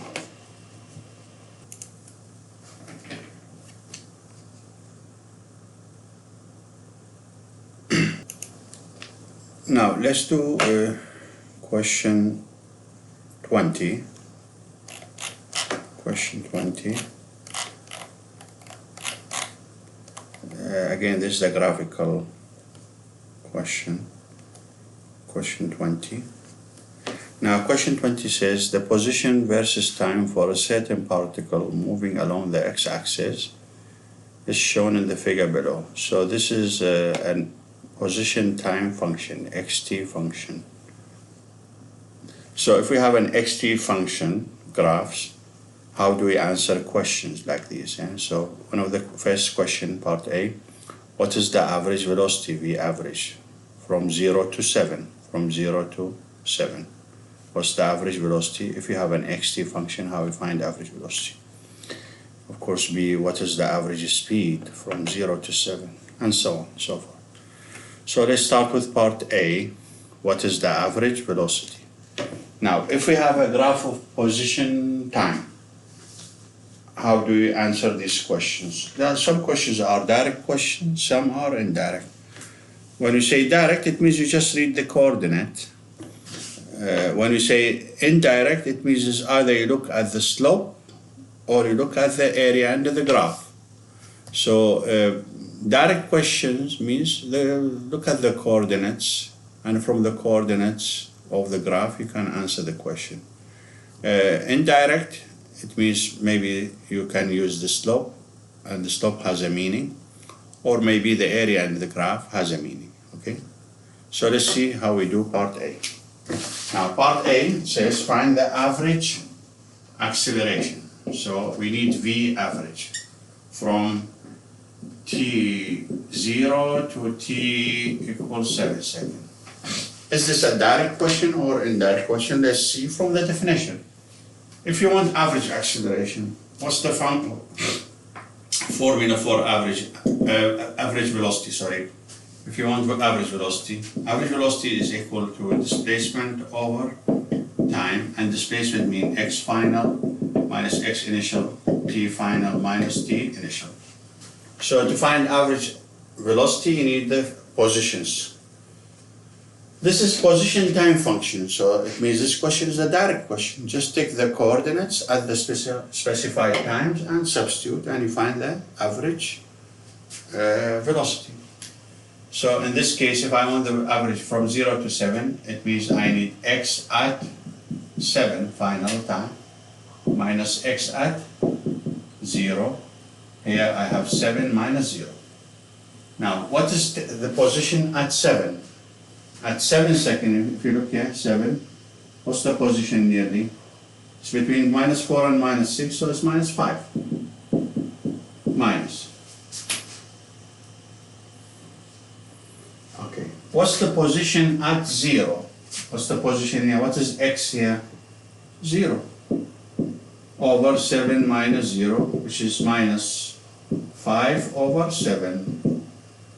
And minus 5 over 7 is minus 0.71 meter per second. So this is the average velocity from 0 to 7. It's a direct question. And remember here, delta over delta means slope. But which slope here of this graph? It means the secant slope. It means if you draw a secant line between 0 and 7, what's the slope of this? So the line which connect these two. What's the slope of this line? Of course, this line is not part of the graph, but you imagine there is a secant line. What's the slope of this secant line? So I'll remove it so you don't get confused with that. It's a simple question, you don't have to do it this way. Now, part B. What is the average speed from 0 to 7? What is the average speed? So we need average speed, S average, from t0 to t equals 7 seconds. Again, start from the definition. How do you find average speed? What do you need? You need the distance moved over time taken. Of course, the time taken is 7 minus 0. Distance now. Now distance. Here we have to look at it in a way that how to find d. Now, again, remember, distance is not equal to position or is not equal to displacement unless there is no turning points. Then distance and displacement are the same. So between 0 and 7, if the object is not turning, I can say d equal absolute value of delta x from 0 to 7 seconds. If there is no turning point. So I put a question mark here. I don't know if those are equal or not. Now let's check. Between 0 and 7, is the object turning? Now turning has many meanings. If you have velocity time, turning means when the velocity is 0. But this is position time. How do I find a turning point if I have position time? When you have maximums and minimums, it means these are turning points. Like here, at 2 seconds here, look, at 2 seconds, this is a maximum. Which means at 2 seconds, I have a turning point. Why? Look, before 2, the position as example is 6. After 2, you have the same position, 6, yeah? Symmetry. So it means here, you tend, that's why you have 2 values for x, before and after. So the conclusion is this. In xt graphs, the turning points are the maximums and minimum. So here I have turning at t equal 2 seconds. This is a turning. Now, do I have another turning? Let's see. Is this a maximum or minimum here? No. This is not a maximum or this is a plateau. Could be maximum, minimum, but this plateau, you can see you're coming down, you have rest, and you go down, continue. So it means you didn't change direction. You just had, here, what happens here at 5? X is not changing, yeah? At this time, from 4 to 5 seconds, it's the same position, meaning the object stopped. So here it stopped, and here it continued. So this is not a turning. Look here, what is this? A minimum, yeah? Which means this is a turning point. So at 7, we have another turning point. So there's turning at t equals 7 seconds. So here we have 2 turning points, at 2 and at 7. Now for our question, we are going from where? From 0 to 7 seconds. So how many turnings we have between 0 and 7? Not 2. Because 7 is the end, yeah? After 7 you turn. Which means now I have to find the distance from 0 to 2 plus distance from 2 to 7. From 0 to 2, that's the turning, yeah? And then from 2 to 7, another distance. When I add these two distances, it gives me the total distance, which I needed here. Like before. So you say D equal absolute value of displacement number 1 plus absolute value of displacement number 2, and each displacement is distance. Distance 1 plus distance 2, D. This D is from 0 to 7. This D from 0 to 2, distance 1, and distance 2 from 2 to 7. Now, graphically it's easy, you don't have to calculate here. You start here. At 2 you have turning. So from 0 to 2 there is no turning. How much did you move from 0 to 2? 2, 4, 6, 8, 10. So from 0 to 2, your x changed from 0 to 10. So how much is delta x1? 0 to 10 is 10. So here we have 10 meters. Of course, here it's positive, so same. Now, you reach this point. Now you are at 10, at the turning. Now from here you go to 7. Look, you don't go this way. You look here on the x. You are at x10. And here you are at what? x5. So you moved from 10 to 5. From 10 to minus 5, sorry. Minus 5. So how much did you move as a distance? From 10 to minus 5. From 10 to 0 is 10. From 0 to minus 5, another 5. So together is plus 15. Plus 15. And then this becomes 25 meters. So distance, you just read the distance on the y-axis. But be careful, here you started here, you finish here, so you have 10. Now you start here, finish here at 7. At 7 you mean it's finished at minus 5. So start 10, finish minus 5, that's another 15. For distance you need absolute value, you don't take the minuses in consideration. So the total distance moved from 0 to 7 is 25. Now I go back to my equation, which is talking. So how much is the total? 25 over 7. 25 over 7. This is part B. It gives you 3.57.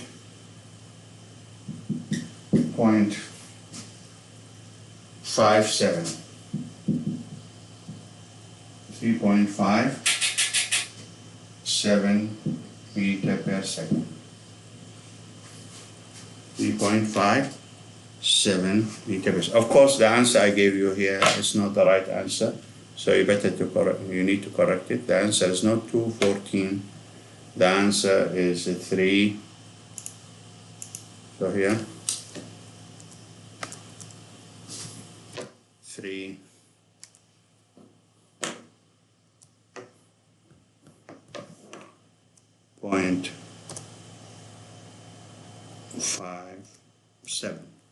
So correct it in your sheet. This is part B. Now we go to part C. Right, so part C says, what is the distance moved between 5 and 8 seconds?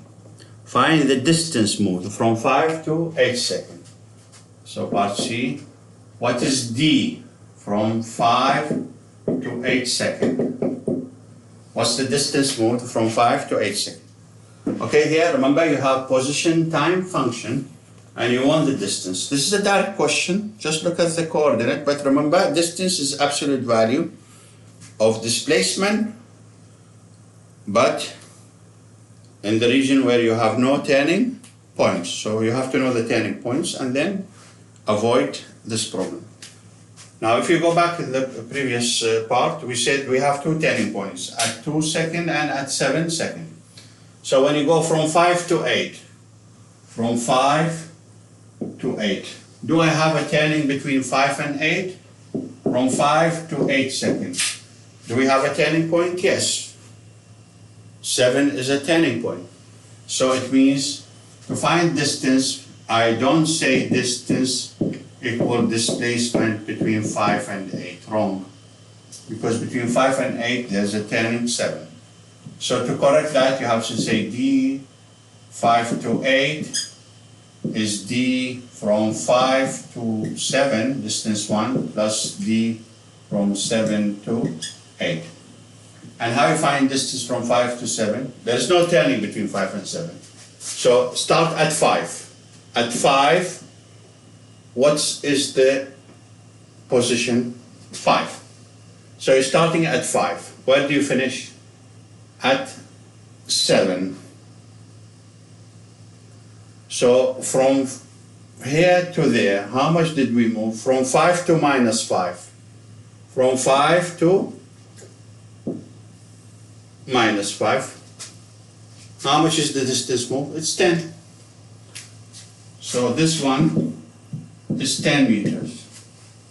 You started at 5, you finished at minus 5. So the total distance, absolute value of displacement, is 10. Now you are at 7. At 7, what's the coordinate? Minus 5. And you want to finish at 8. What's the coordinate? 0. So it means you moved from minus 5 to 0. How much is the distance? Again, don't take minus in consideration. Absolute value. So it's 5. So what's the total?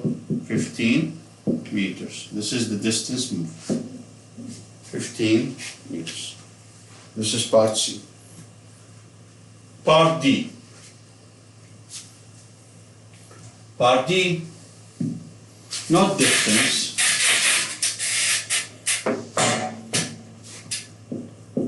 Part D says, what is the displacement of the particle from 5 to 8? Look, it's similar to this question, but what is the displacement?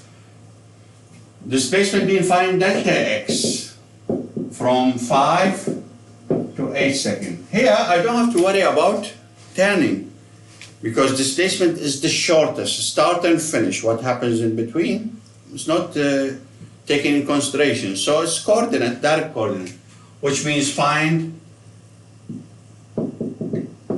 x8 minus x5. This is delta x, direct. What is x at 8?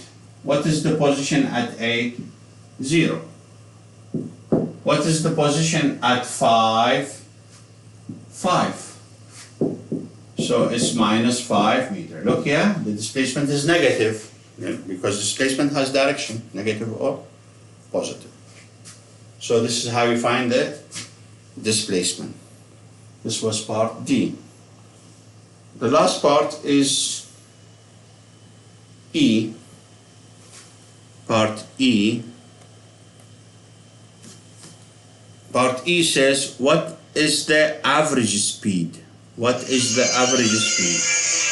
So I'll do it. So for part E, we need to find the average speed from 2 to 8. The average speed from 2 to 8 seconds. Okay? So for average speed, what do we need? To start with the equation.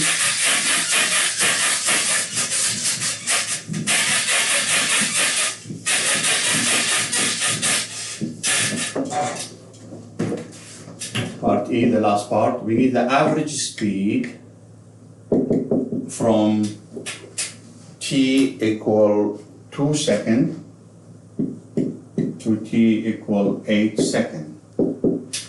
We need the average speed from 2 to 8. Again, start from the equation. How do you find average speed? You need the distance moved over the time taken. Of course, the distance from 2 to 8. Again, the time 8 minus 2. But the distance from 2 to 8. We have to take a pause here. And as usual, remember, distance is not equal to displacement unless you don't have a turning point in the period given. Now, do I have turning between 2 and 8? Yes, we said that. Between 2 and 8, we have two turnings. We have one at 2, one at 7, the maximums and minimum. So from 2 to 8, we have one turning. From 2 to 7, and from 7 to 8. This is the turning. 2 is the start. If you have another region here, you include the turning. So this is not turning, start. Start at 2, finish at 7, from 7 to 8. So we need distance 1, 2 to 7, and then distance 2 between 7 and 8, and we add them, it gives the total distance. Now from 2 to 7, just on the graph, at 2, what's the position at 2? Now here you have to be careful because my drawing is not that good. If I'll maximize this one for you, the graph, so you can see.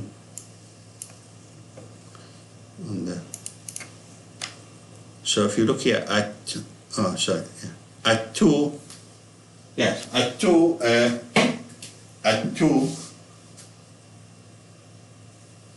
is 10, the position.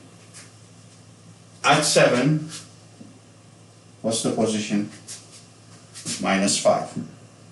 At 8, what's the position? 0. So now, from 10 to minus 5. From 10 to minus 5, how much did you move? 10 to minus 5 is 15. Absolute value, yeah? This is 15. Now from minus 5, yeah, we are at minus 5, and then you move to 0. From minus 5 to 0, how much did you move? 5, yeah? Absolute value, 5. So what's the total? 5 and 15? 20. So now the total distance is 20 meters from 2 to 8. So don't forget, this is only the total distance. You need the average speed. So total distance 20 over 6. And 20 over 6 is 3.3 meter per second. This is the average speed from 0 to from 2 to 8 seconds. So you can see that the idea here, when you want distance, just be careful. Look for turning points in the region or in the interval and divide it, and always use absolute values. Okay, so we'll move to another question. Right, now we have another type of question. Question 21. Question 21. Question 21 says there is a graph of velocity time. Here we have velocity time graph, yeah? And you can see the velocity changes with time linearly in two parts. Now the particle at time equal 1 second, so here at 1 second, is located at position 4. So at 1, I know the x, position 4. Be careful here. At 1 second, you have the velocity is 2. But we're saying the position here is x equal 4. The question is, the first part A. What is the position x when it's at 6? So here at 6, here, what's the position at 6? Again, don't get it confused with velocity. The velocity at 6 is 0, but the position you don't know, because the graph here, the graph is a graph of velocity time, not position time. So we want the position. Right, so this is a question, a graphical question. You have velocity time function and you want the position. In this case, what you have to do, if you want position and you have a velocity time graph. Right. If you want position, displacement, distance, these three questions, position, displacement, and distance, and you have velocity time graph, the answer is an indirect one, and it's to do with the area under the graph. The area under the graph. Because the area under the graph of velocity time represents displacement always. So in VT graph, we say not velocity, change in, position, sorry. Change in position, delta x, displacement equal area. Displacement equal area. Now take it as a rule. Area under any graph is always a change in something. So in velocity time is a change in position. And an acceleration time is a change of velocity. In an xt graph, the area means nothing. So write this note somewhere. Whenever you have a position x with time, the area under the graph of position time means nothing in physics. So don't calculate the area under the graph of position time because it has no meaning in physics. But area under the graph of VT has a meaning. What's the meaning? Change in position. Area under the graph of acceleration A with time, it gives you this change in velocity. So in general, the area under the graph gives you a change because it's an area. It has a start and finish. So to find the position, displacement, change in position, distance, it's to do with area. Right. Now, so which area I have to find? Here, part A says find x, not delta x, not the change in position. X at t equal 6 seconds. So at 6 here, I want the position, x. So I want x6. Now, remember x, delta x, d, all to do with area under the graph. So it means I have to have an area including the x6. When we look at the question, there must be a hint here. What's the hint given? It says, when the time is 1 second, the position is 4. So here, the position is 4 when the time is 1 second. So now, I know which area I have to calculate. Between 1 and 6. So start at 1. Yeah, start at 1. Not at 0. At 1, this is the starting area here. So it's here. Finish at 6, it means finish at here. Area under the graph means the area bounded by the graph and the x-axis, not any area you see. So highlight the area between the x-axis and the graph. So from here you can see from 1 to 2, the area between the x-axis and the graph is above the x-axis, so this area, area 1. But between 2 and 6, between the x-axis and the function, this is your area. Area 2, under the graph. So now to answer this question, I have to find the area between 1 and 6, and this area is 2 areas. Area 1 and area 2, and this will give me delta x. It doesn't give me x. So to answer now, what we say, delta x here is x6 minus x at 1. Area between 1 and 6. equal area.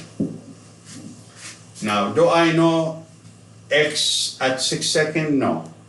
Do I know x at 1 second? Yes, 4. So I say x6 unknown minus 4 equal area. Now, if I calculate the area, I can find x at 6, position at 6. So the area is area 1 plus area 2, x6 minus 4. Area 1 triangle, half. The base is from 1 to 2 is 1, and the height is 2. The height is 2. Look on the graph of the document, because this is not up to scale. A2, this area, against a triangle, half. What's the base? From 2 to 6, that's 4. The height. Here, don't consider it two triangles. You can, but think of it as one triangle, and this is the height. The height is mean from 0 to minus 2. Here, the area, this is not a real area. The area represents displacement. The displacement could be positive or negative, so you have to include the sign of the height. Minus 2. Otherwise, you get the answer wrong. And don't use absolute value, because you talk about position. Position, displacement, change in position, they have sign, positive, negative. So don't discard the sign. So x6 minus 4, this is 2 with 2, 1, and this is 2 with minus 2, you have minus 4. So this is minus 3, x6 minus 4, and then x6 equal minus 3 plus 4, which is a plus 1 meter. So the position is x equal 1 meter. The position at 6 seconds. The object is at plus 1 on the scale. Okay, so what we learned from this part A, whenever you want position, displacement, distance, think of area under the graph of velocity time. Find the area under the graph. This will give you always delta x, change in position. If you know one position, you find the other. Now the second part, B, says describe in words the speed of the particle from 0 to 6. From 0 here to 6, from the beginning to the end. Describe the speed. Now, this is a new question here. When we say describe speed, it means describe the velocity without a sign, because velocity and speed are equal but absolute value.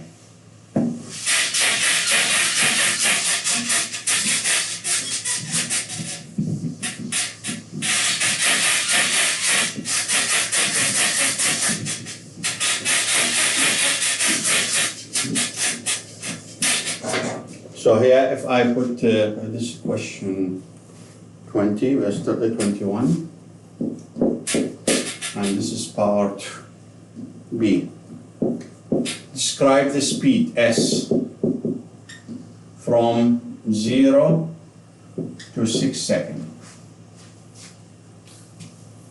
Is this a direct question or indirect? This is a direct question because the y-axis is velocity. So just look at the coordinate and answer the question. Here you describe, no calculations, just describe. So I start at 0. At 0, what is the speed? Not what is the velocity. What is the speed? What's the difference between speed and velocity? Speed equal absolute velocity, absolute value of velocity. So the speed at 0 is 4 plus 4. This is at 0. Now, after that, at 1, what's the speed? 2. At 2, what's the speed? 0. So what happens to the speed from 0 to 2 seconds? What happens to the speed? Describe it. Is it? Now describe, remember, use these words and describe only. Increase decrease, constant, 0. Okay, these are the words, yeah? Increase, decrease, constant, 0. Or here, instead of increase, you say, when you talk about speed, speeding up, speeding down, or slowing down. Same. So now, from 0 to 2, what happens to the speed? It was 4, at 2 became 0. So, from 0 to 2, slowing down. So, this part, slowing down, or it decrease in the speed, decrease, going down. Now, we reach 2 now. From 2 to where? To 3 now, up to here. Now, follow the values. At 2 is 0. At 2.5, don't say -1, absolute, 1. At 3, 2. So what can we say from 2 to 3? From 2 to 3 is speeding up or slowing down or constant. 0, 1, 2, not -1, -2, absolute value. So here it's an increase or speeding up from 2 to 3. Now from 3 to 6. At 3, what's the speed? 2. At 6, what's the speed? 0. So it means slowing down, because at 4, less than. So S from 3 to 6, slowing down. That's how we describe speeding up, slowing down. Description of speed. So if you have velocity time and you want to describe speed, just remove the minuses and follow the value. If the value is going up or coming down. Second part, part C, sorry. Describe in words the acceleration of the particle from 0 to 6. What is the acceleration from 0 to 6? This is an indirect question again. It's not a direct.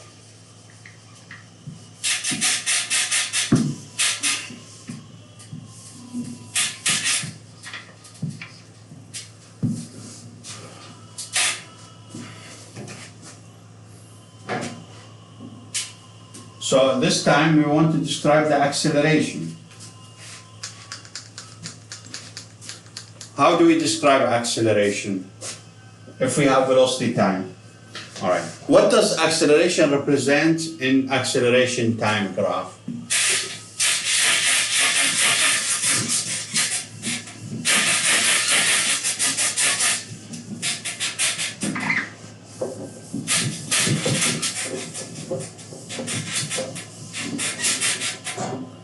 Right. So if we have velocity time and the question is about acceleration. Acceleration means it's indirect. Indirect means think of two things, either the area under the graph or the slope of the graph.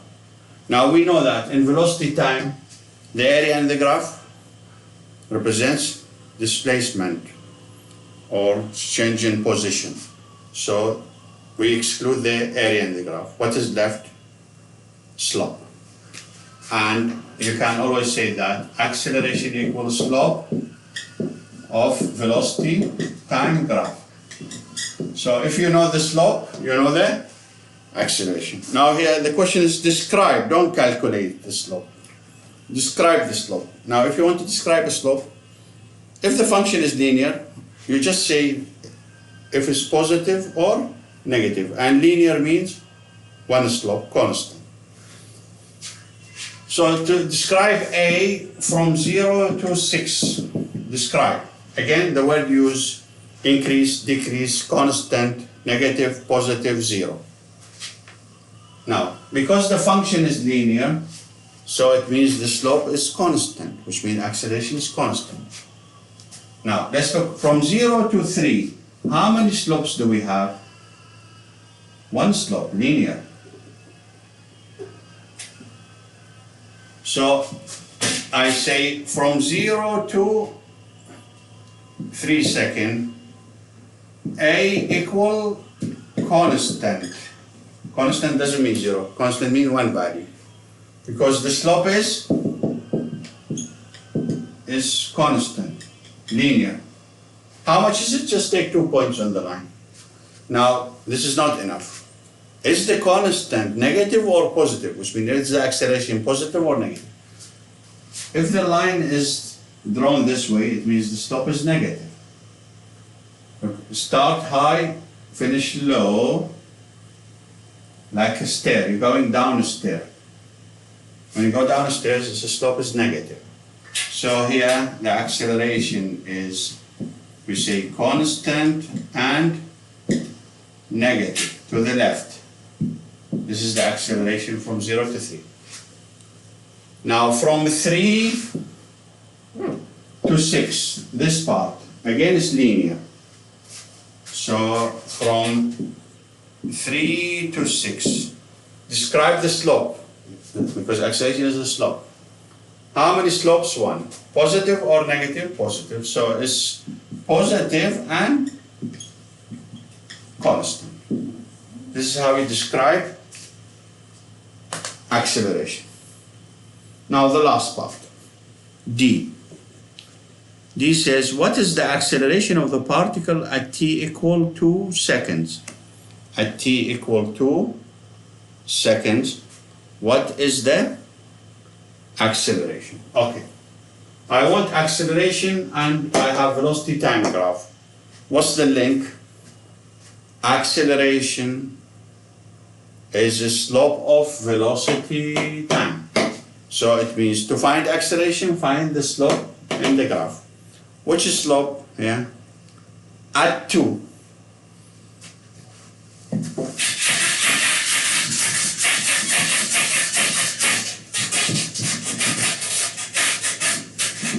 So this is part D. We want the acceleration.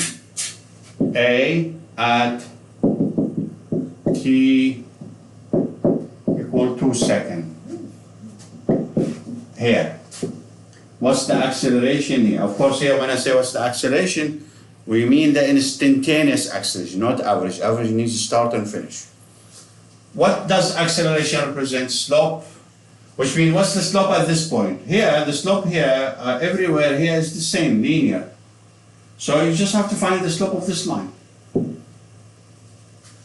So A equals slope, which means equal to, choose 2 points. If I choose this point, what are the coordinates here? X is 0, Y is 4. Choose this point. 2, 0. Choose this point. 3 minus 2. Any 2 points, but remember, go from left to right. Final minus initial. So here, the slope, if I'm doing it between these 2 points. Remember, I want the slope here, but the slope here, same as the slope here, same here, because it's linear. But it's not here, it's different. This part only.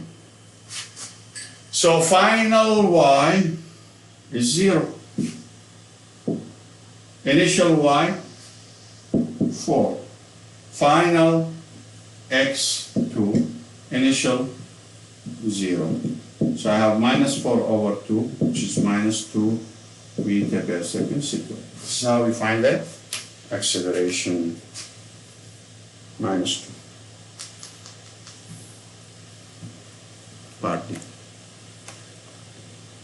Now we can add to this one. Is there any turning point in this graph? If I have velocity time graph, how do I find turning point? I'm sure some students, they think maximum and minimum. No. Maximum and minimum, it's when we have xt graph, not vt graph. When we have vt graph, how we find turning points? Turning points mean velocity is equal to 0. So this is a direct question. At what time the velocity is 0? At 2 and at 6. So here the turning points, t equal 2 seconds, t equal 6 seconds. Not at 3. At 3, this is not turning point because this is VT graph, not XT graph. So this was question 21. Right, let's do another question on velocity time graph. So I'll take you to question 26 on the practice problem sheet. 26. Again, it's a comprehensive question, so you can get all the ideas regarding velocity time graph. Okay, so this question, what we have here, we have a student drives a bike along a straight road, so motion in one dimension, straight road, as described by the velocity time function here, the graph here. So here, the motion of the bike is in a straight line, one dimension. But this is a function which describes how the velocity changes with time. Velocity with time. Now the first question, what is the average velocity, V average, between 4 seconds and 9 seconds? Between from 4 to 9 to here. Pay attention to the scale. The x-axis here is every tick is 1, so this is 2, 3, 4, 5, 6, 7. And the y-axis, no, every tick is 2. So 2, 4, 6, 8, minus 2, minus 4, minus 6, minus 8. So the first part, part A, what's the average velocity from 4 to 9? So A, with average velocity from 4 to 9 seconds. Okay. How do you find how do we find average velocity? What's the formula? We write the formula and then we decide what to do with the graph. So average velocity is displacement over time, delta x, change in position over time. Here the change in time is known, 4 to 9, 9 minus 4, 5. So here the time is 9 minus 4. But delta x means I need x at 9 and x at 4. I need this one. Right, here the graph is velocity time, but here I need position. So how I link these two? We said this before, when you have a graph of velocity time and you want position, change in position, displacement, distance, to get this information, look at the area under the graph, because the area under the graph of velocity time gives you displacement delta x. So you don't need to open it like that, leave it as delta x. And remember, delta x is area under VT graph, area. So to find delta x, I have to find the area from 4 to 9. Area. So I start the area at 4. So at 4, if you look here, it's a little bit out of scale. So let me look at it. At 4, 4 is exactly comes in the middle. This is at 4, start of the area at 4, finishes at 9. This is 8, 9 finishes. I made a mistake here. This is 7.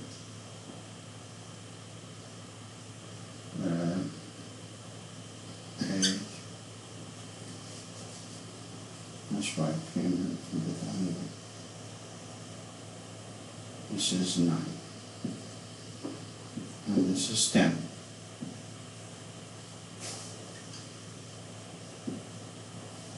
So 9 is not there, this is 10.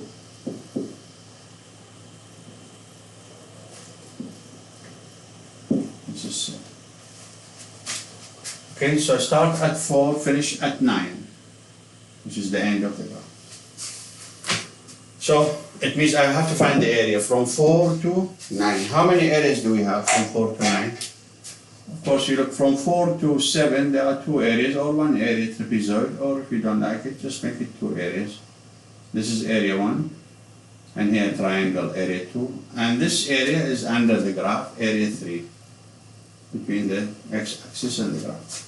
At all these three areas, you get the displacement, delta x, and here you divide it by the time, it gives you the average velocity. So here the area is area 1 plus area 2 plus area 3. Area 1, length by width, 4 to 5, 1, and the height is 8.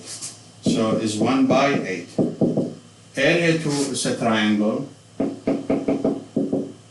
from 5 to 7, that's 2, so it's half, 2, and the height again is 8, plus. This triangle is below, so half. The base from 7 to 9 is 2, but be careful, the height is negative, and finishes by minus 8.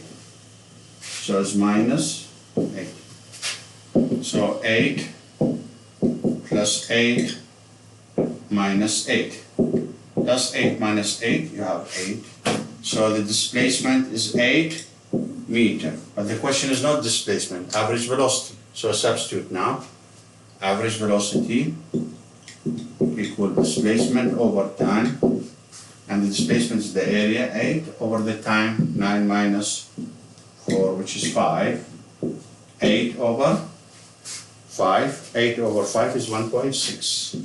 You have the answer, 8.6 meter per second. This is the answer for the average velocity. So the average velocity is 1.6.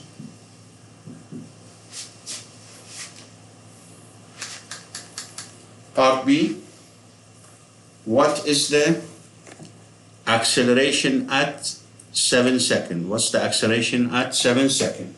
So the question is this time is not about velocity, it's not about displacement, it's about acceleration. If we have a graph of velocity time, how do we find acceleration? Is it a direct question or indirect? It's an indirect, and as I told you before, indirect means either you find the area under the graph or the slope. Now, we know that area under the graph of VT, it gives the displacement, so this is not what we need. So it must be the slope. The slope of velocity time is acceleration. So for this part, to find the acceleration, you have to find the slope.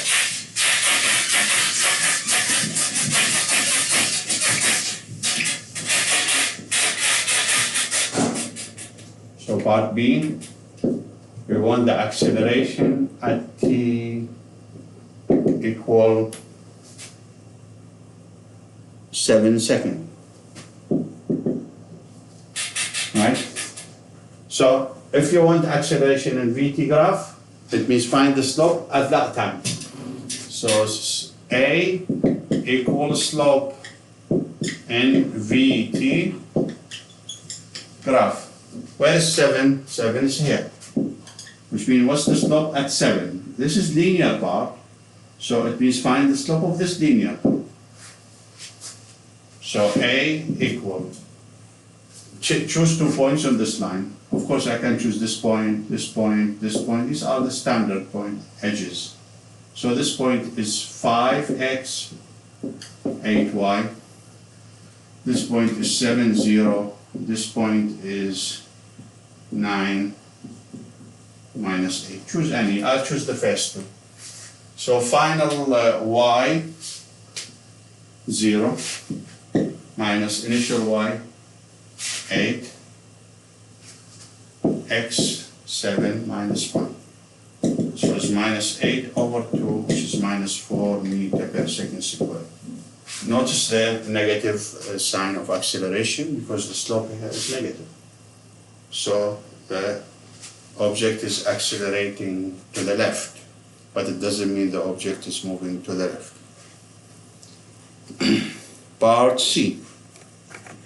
What is the average speed from 0 to 8? From 0 to 8, it's part C. We want average speed from 0 to 8 seconds. This is velocity. This is average speed, not speed, average speed. If it was a speed, of course it means the value of this. Average speed, it has a formula. Average speed equal distance over time taken. Now the time taken here from 0 to 8, from start to up to here, to 8. Yeah? 8 is somewhere here. This is 7, 8, this is 9. So at 8 you have, nearly you have -4.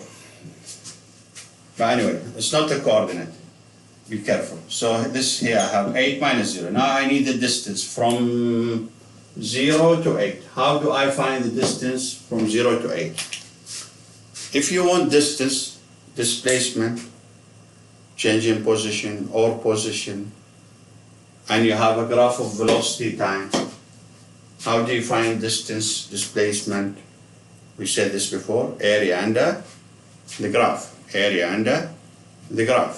But there's one difference here. The area under the graph of VT gives you displacement, delta x. Here you want distance, so the only difference is that you put absolute value for the area. So here, remember, D equal absolute value of displacement, mean absolute value of the area. But not absolute value of the whole area, no, for each part. Each part. So from 0 to 8, how many areas do we have under the graph? That will represent the D. So S average is area under the graph over D, but absolute value. I better write it like that. D1 plus D2 plus D3, whatever, yeah?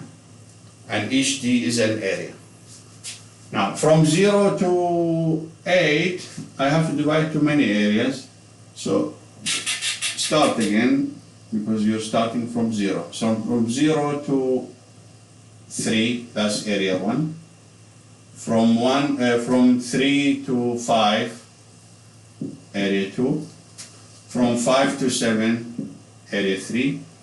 And from 7 to 8, here be careful, from not the whole area.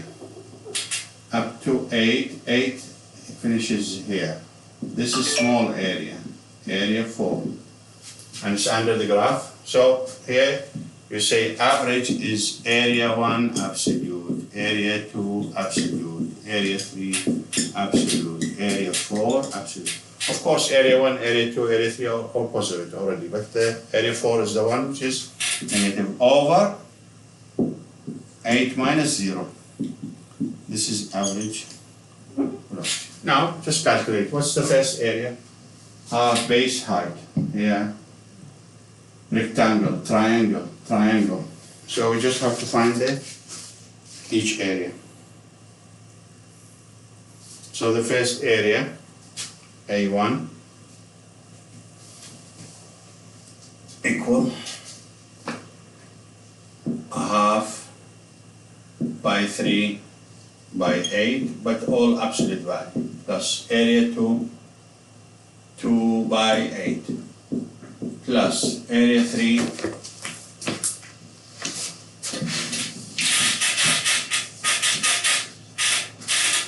area 3, again, half base from 5 to 7 to, and the height is 8 again, absolute. So 1, 2, 3. Area 4, yeah, the one which you have to be careful of. It's a triangle. Half. The base is from 7 to 8 is 1. And the height is not minus 8. The height is minus 4. But inside the absolute. All that over 8 minus 0.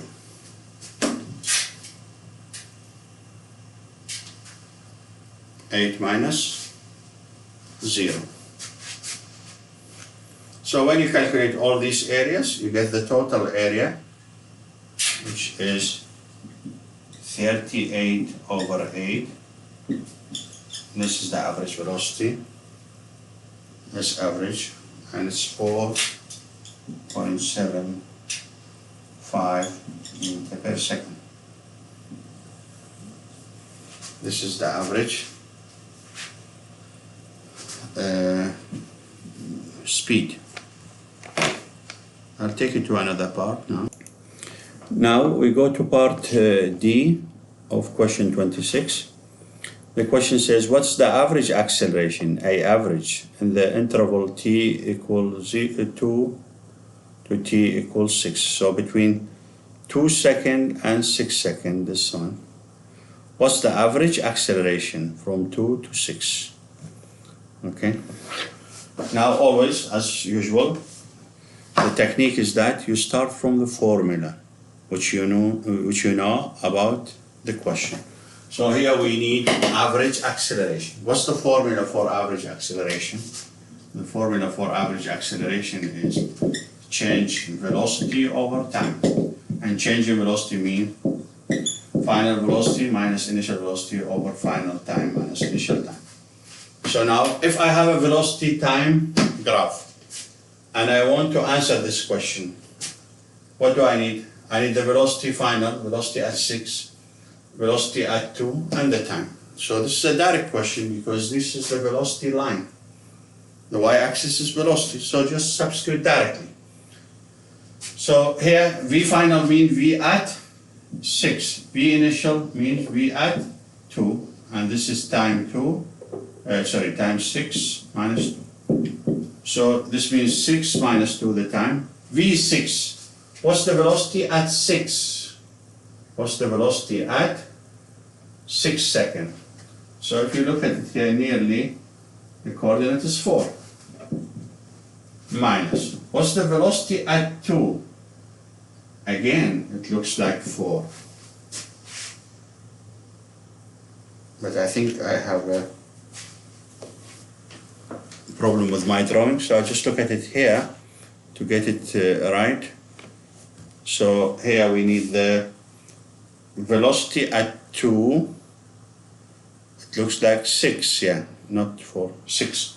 Velocity at 2, because my scale is not that right. At 2 it takes you a little bit higher to 6. So this becomes 6, yeah. Okay. But at 6, it's 4. So please check on the document. Look at the scale on the document.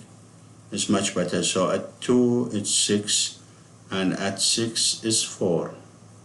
You can see there.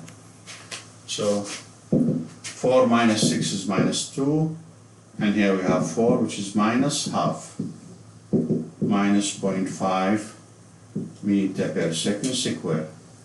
This is the average acceleration. So it was a direct question. Acceleration is a direct question. Now we'll do the last two parts. Right, so for this part, part E says, describe in words the speed of the bike from 0 to 9. So from 0 to 9 to the end of the graph, yeah. Describe the speed, S. We did a question similar to this before. Okay. Now you can see that the graph here is velocity time graph, and you want to describe the speed. When you want to describe the speed, it means just describe the velocity without the negative sign, and see if it's increasing, decreasing, constant, 0. Okay? But don't say positive and negative, because the speed has no sign, it's always positive.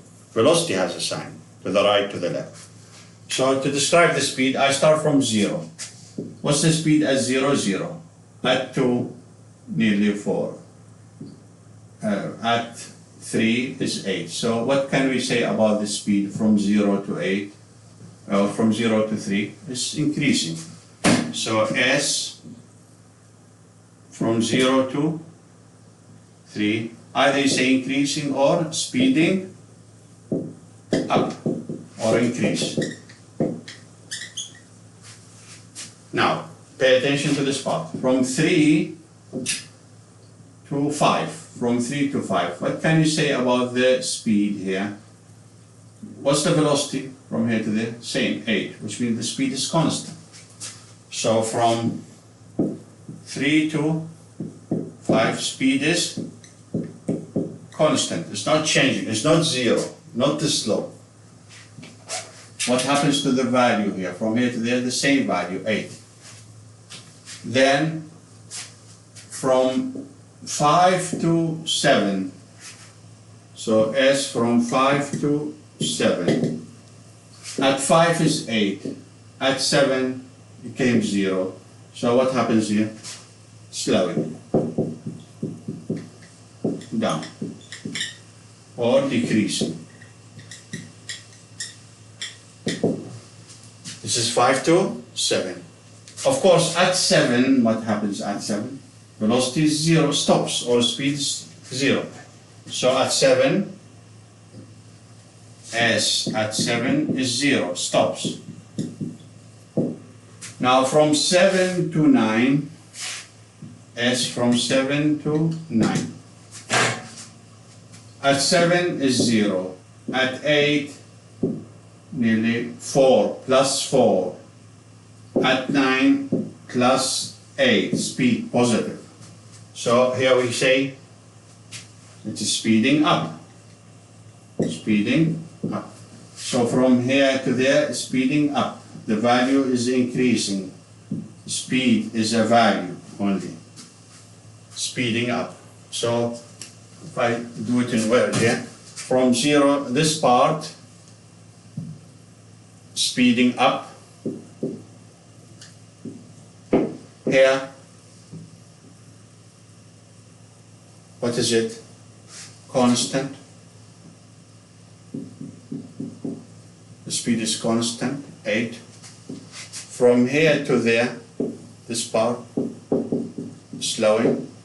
Here, stop at 7. From 7 to 9, here, be careful with this part, speeding up. Don't look at it, it's negative. Speeding up or increasing. So this was the part E. Part F says, describe the acceleration from 0 to 9. Describe the acceleration. So part F, describe in words the acceleration from 0 to 9. Right. If you want acceleration and you have velocity time graph, the question is direct or indirect question? It's indirect because acceleration in a graph of Vt represents the slope. So it means here, don't describe the values, describe the slope of the graph. So to answer this question, describe I'll change it, this is F. Describe the acceleration from 0 to 9 in words.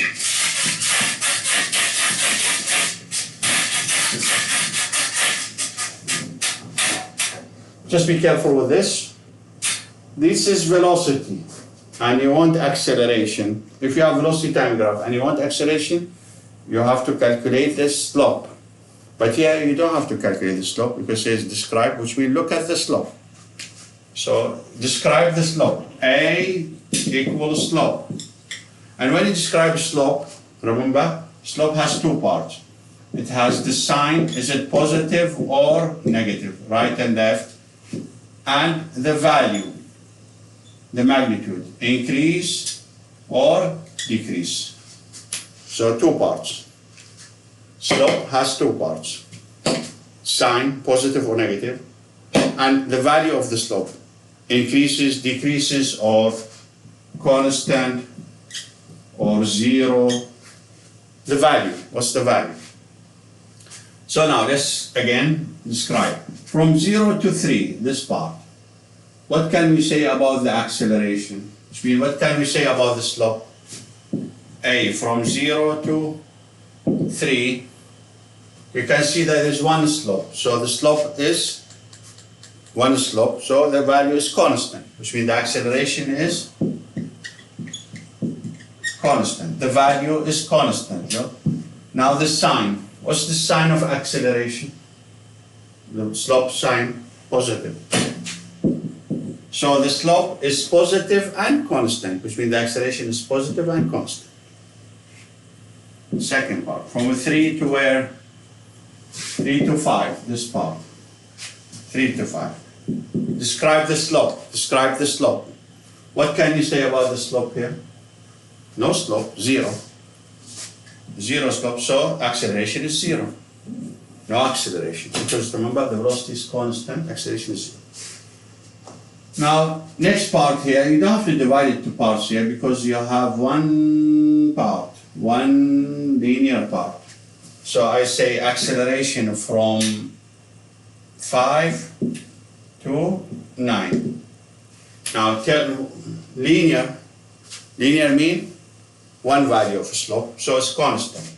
So the acceleration is constant, the slope is constant. And what's the acceleration sign? Positive or negative? Negative. So this is how you look at it.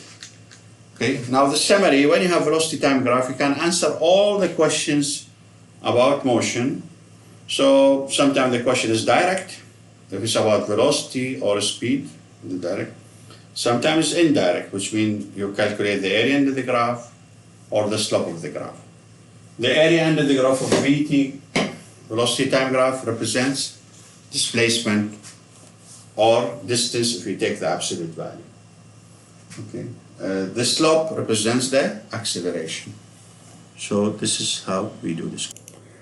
Right, now we'll move to question 28. It's about description as well. This is question 28. Here we have 5 graphs, A, B, C, D, E. And all the graphs are about velocity time graphs. Okay? And the question says, in this velocity time graph, describe the speed and describe the acceleration. Describe the speed and describe the acceleration. So here we don't have to do any calculation, we just describe. If we look at A, graph A, velocity time graph, what can we say about the speed? Remember, speed means the absolute value of velocity. So we need to describe this is time, velocity, and it's like that, yeah? So up to here. So speed means the value. What's the value at 0? Something here. Later, the value at this time, higher or lower? Lower. So here, what can we say?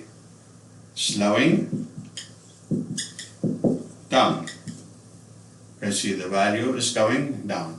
This is speed is high, here is lower, lower. You're going down. Now, the second part, acceleration. How you describe acceleration in VT graph? It's indirect. Acceleration means the slope of the graph. So it means describe the slope. Now, if you want to describe the slope, is it linear or non-linear? It's linear. When the function is linear, you have one slope. So one slope means the slope is constant. One slope, constant. Now this constant, is it positive or negative? Because we have value and magnitude. It's negative. So the acceleration for this graph, part A, is constant, negative. Part B, like that, T, V. This is 0. Now, we want to describe the speed. Again, speed. This is velocity. So describe the speed. What's the speed here? 0. Here, more. Remember, negative, but it's increasing. So here we say the speed is increasing or speeding up, increasing. Don't look at the shape of the graph. We need the values. 0, higher, and negative. So speeding up. Now we come to acceleration. Here, the acceleration is tricky. Here, the function is non-linear. Now, when the function is non-linear, it means the slope has different values, not one value. So the first thing I know that here, the acceleration is not constant because the slope is not constant. So for a non-linear velocity time graph, remember the acceleration is not constant. So A here is variable. Of course you don't write variable, but you have to say this variable. Variable means, again, increasing or decreasing, and is it positive or negative direction, or it's a mixed. So what you should do when you have nonlinear, just take sample of slopes, starting from the left. If I put a sample of slope here, tangent, here I put another tangent, here, tangent, tangent. Now look at the tangents here. The first one has a slope, the last one has a slope. What happens to the slope here? Variable, yeah? Changes. Here I have this slope, this angle. Here the angle, of course the angle with the what? X-axis here, with negative. So if you look at the negative here, theta, you see the theta is increasing. So acceleration is increasing and it's negative because the slope's all negative. Or just draw one, just take 2 points, 1 and 1 here, draw a tangent like that, a secant. The secant is negative on this line, and the secant increasing. So for nonlinear, you need samples of slopes, and you draw. Let me show you another one.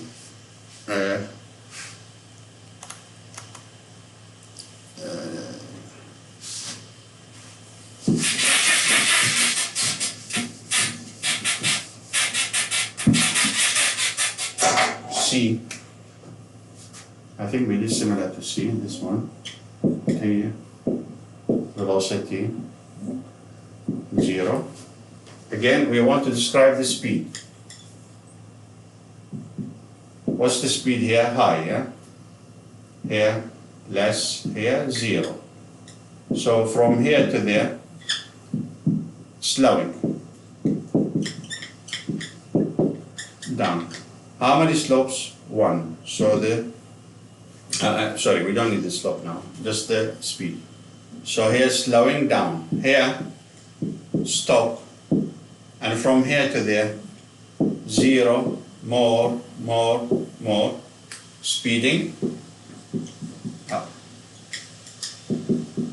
So here, from 0 to here, slowing down, the value is going down, here stops, from here to there, or from here to there, again speeding up. This part here, speeding up. Don't look at it as negative. 0 value, more value. Speeding up. So this was part C. The second part of the other part.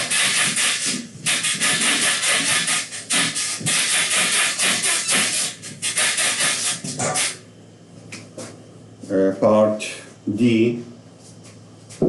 Again, so good one, this one. This is time, this is velocity. Actually here I haven't finished it yet. I want to describe the acceleration. Now if you have velocity time graph, how you describe acceleration? You have to look at the slope. So acceleration means slope. This is easy, this is a linear function. So if it's linear, it means the slope is constant, the acceleration is constant. And is it negative or positive here? The line is negative. So that's how we describe acceleration. So linear functions are easy. You have one slope. But here VT graph is non-linear. Non-linear. This is velocity time, non-linear. Okay, for the speed, S, describe the speed. Here the value is high, here lower, lower, lower. So it's slowing down.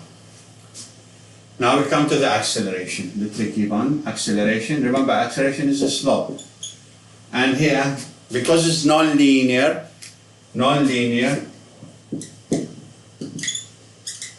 the slope has different values. So we have to see what happens to the value of the acceleration. So we put a sample, yeah, tangent, tangent, tangent, tangent, tangent. Look at the slope of these red lines. This one has a slope, look. This one has another slope. At the tail here, if you look at the angle here, what's the angle here? 0. So here is high angle, less, less, less, becomes 0. So the acceleration here, we say what? Decreasing, variable, decreasing. Now, is it negative or positive? You can see all the tangents, or if you do a secant between any 2 points here, you see that your line is negative. So it's negative. So the acceleration is decreasing, negative. Decreasing, it doesn't mean because it's like that. This is the velocity or the speed is going down. But acceleration is the slope is going down as well. So this was D. The last one, E.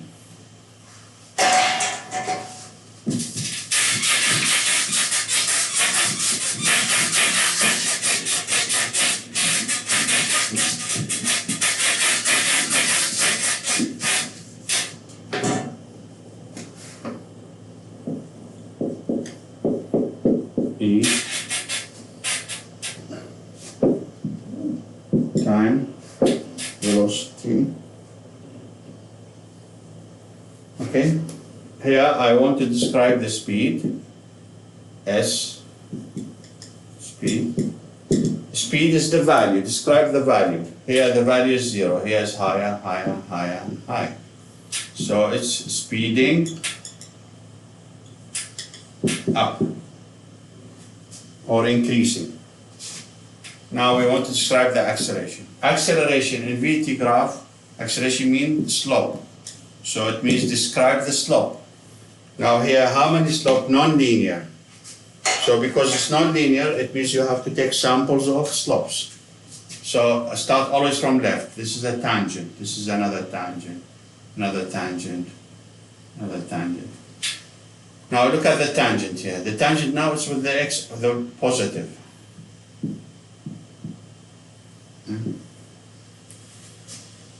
Non-linear, the value is changing. Now, here I have a slope. Here, less, less, less, 0. So the acceleration is what? Decreasing. Now, negative or positive, you can see the slope of all these lines are positive. Or if you take a tangent, secant between any 2 points, you find that it's positive to the right. So the acceleration is positive to the right, and its value is decreasing, going down. Okay? Right, now we'll do free fall questions. So we go to the free fall question. Start with question 30, free fall questions 30.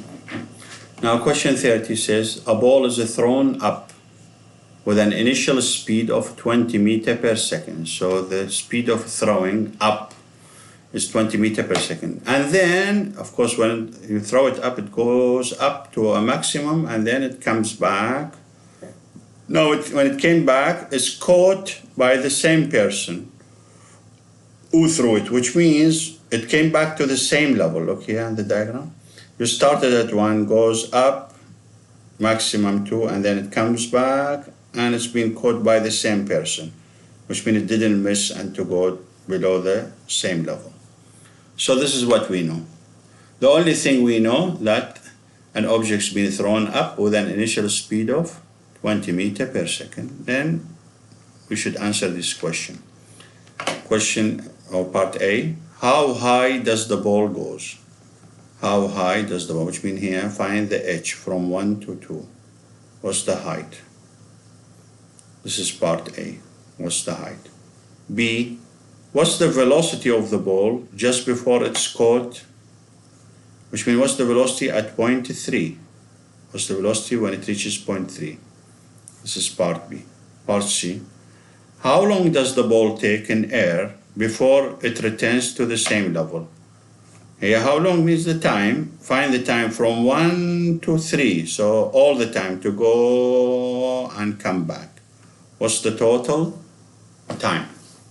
So we'll tackle this one by one. We start with the first question. How high does it go? From 1 to 3. Now, a couple of things about free fall.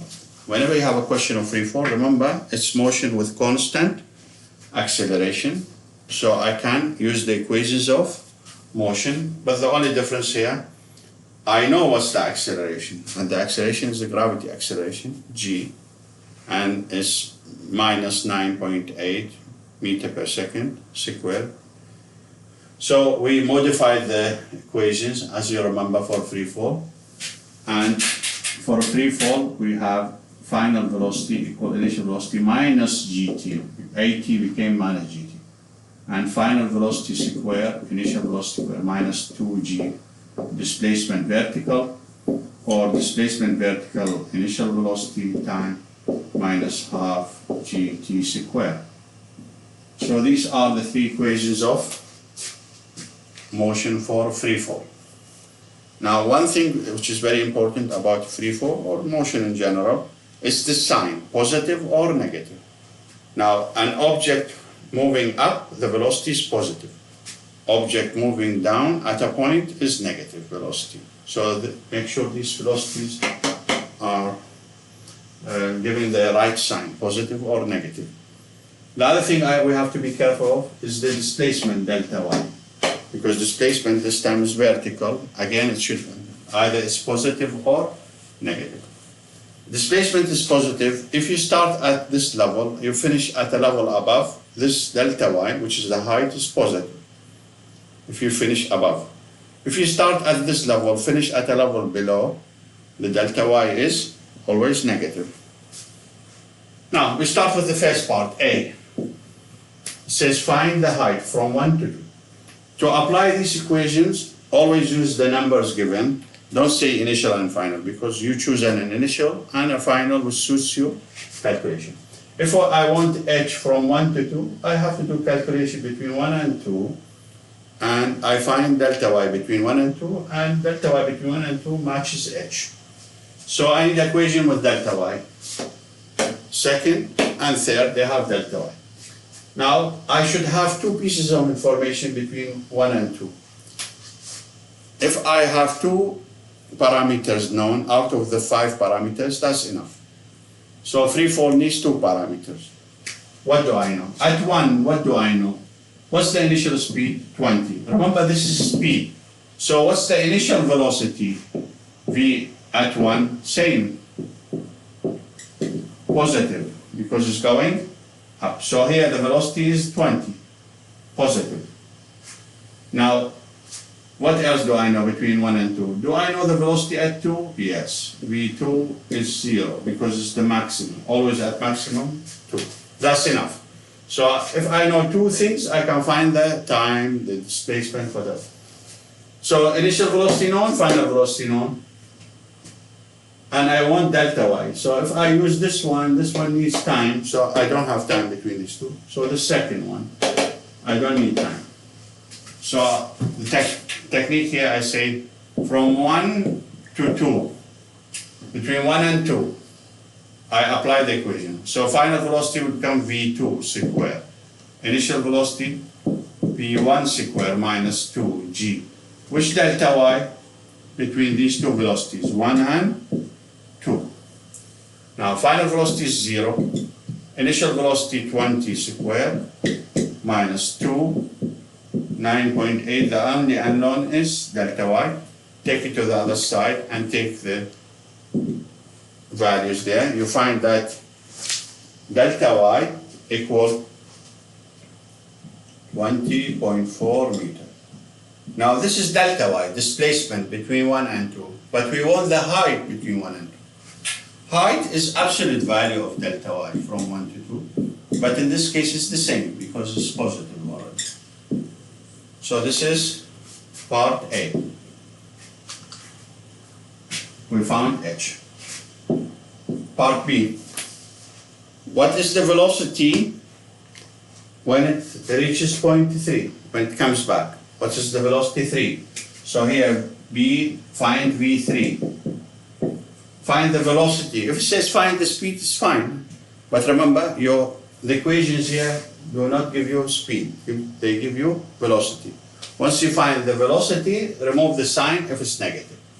So here it says find the velocity at point 3. So if you want the velocity at 3 here, you have to do again these equations between 2 points. Of course, because you want V3, so you have to include V3 here. But don't go against the motion, always go with the motion. So start, finish at any 2 points, but from left to right, don't go against the motion. So I can say I start at many ways here. I can start at 2, finish at 3. Or I can start at 1, finish at 3, and answer the question. Now, let's say I use the technique, I say start 2.2, finish at 3. So from 2 to 3. Now, between 2 and 3, what do I know? I know V2, 0. V3, unknown. By the way, V3 is not 0. Many times I repeated this sentence. When an object comes back and hits the ground, it hits the ground with high speed or high velocity, so it's not 0. The 0 is once it hits, later after that it settles and stops.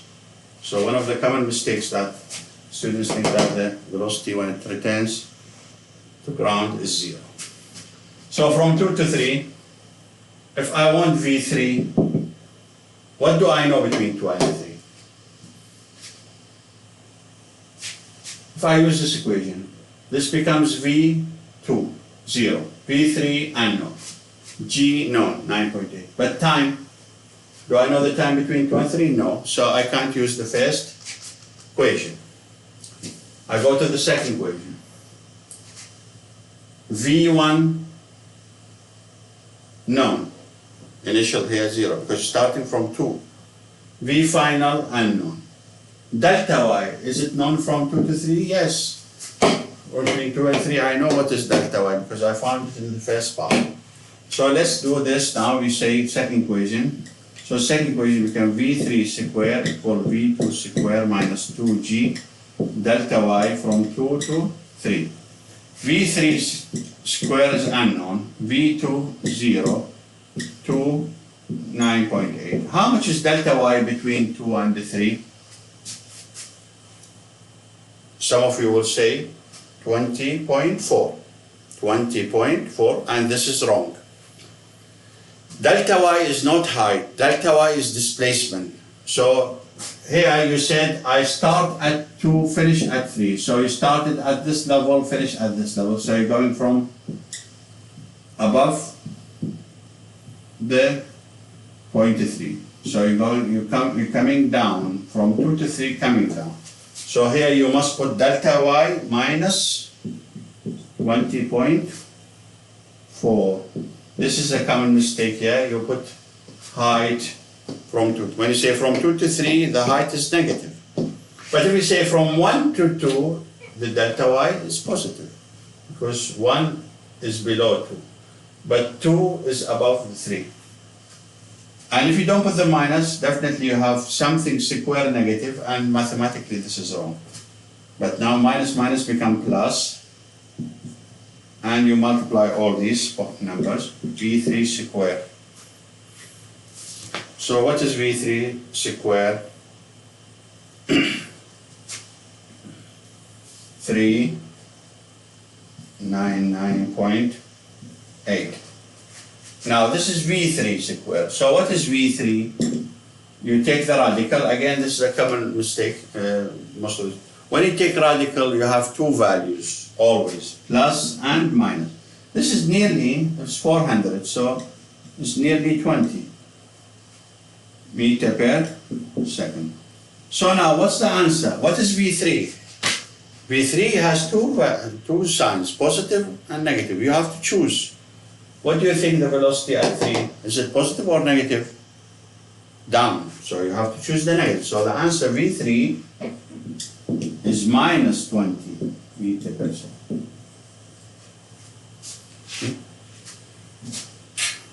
So be careful with the sign. You decide. Now I can solve this part B in a different way. I can say I start at 1, finish at 3. I use another technique.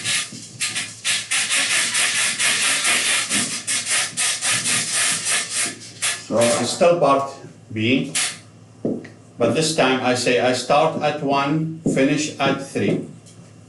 Now I'll ask myself, what do I know between 1 and 3?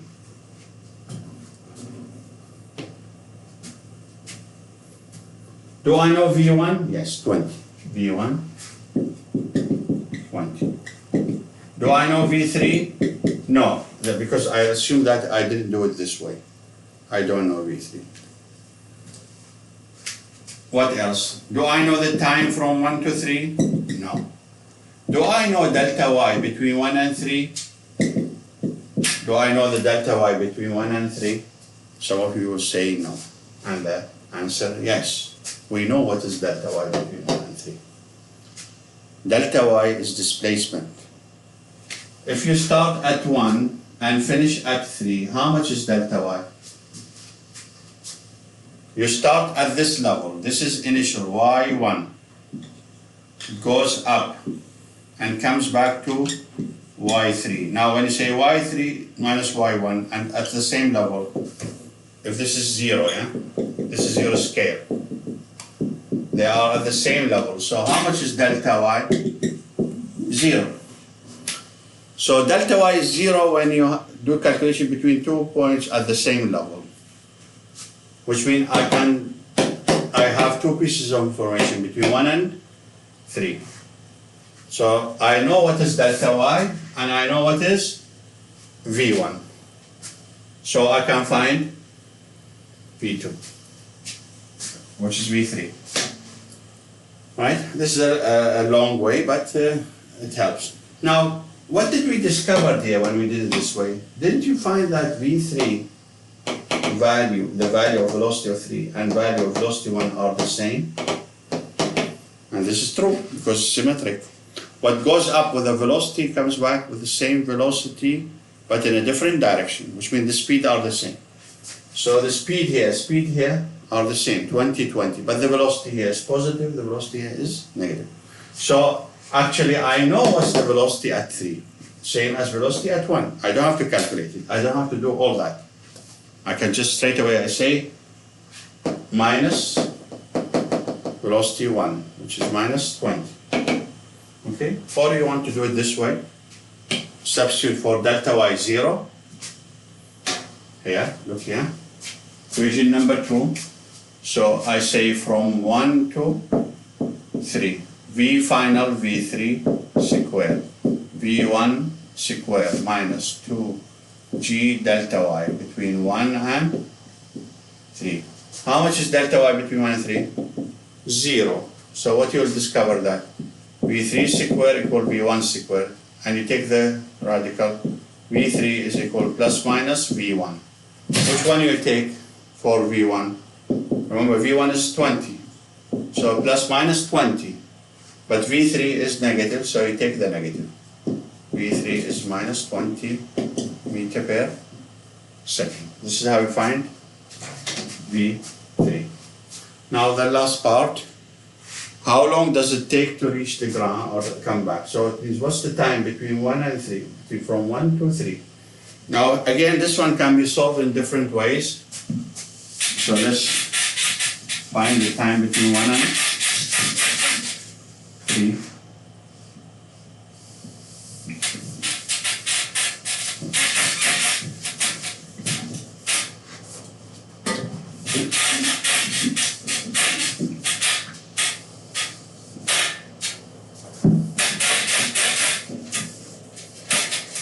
Right, so this is C.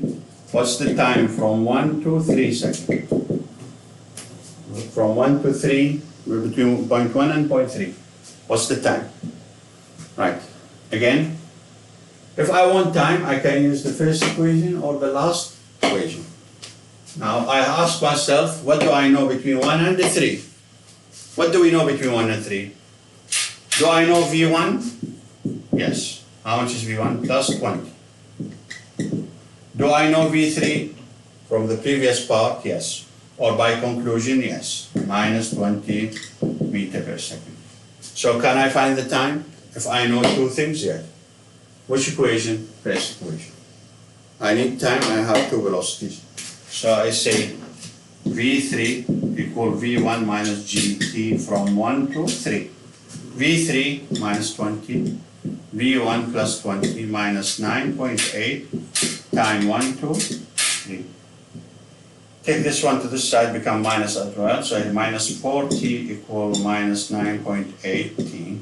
And minus with minus cancel. T equal 40 over 9.8, which is nearly 4.1 seconds. This is the time to go from 1 to 3. Okay, now I'll do it in a different way. If you don't like to do it directly between one, or using another equation. What if I choose the last equation between 1 and 3? I say, yeah, we remove this one.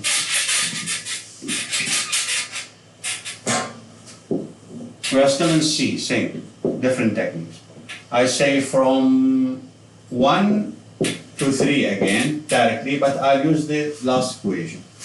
So I say delta y from 1 to 3, V initial mean V1 time 1 to 3 minus half G times square 1 to 3.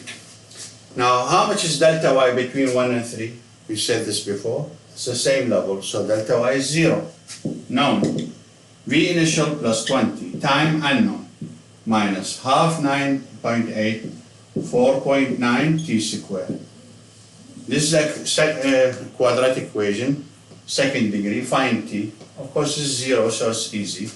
T is common, 20 minus 4.9 t equals 0. So either t is 0, this is a trivial solution, it means here, the first time, or the second time from here to there, or 20 minus 4.9 t equals 0, so we'll have t equal 20 over 4.9, which is 4.1 second.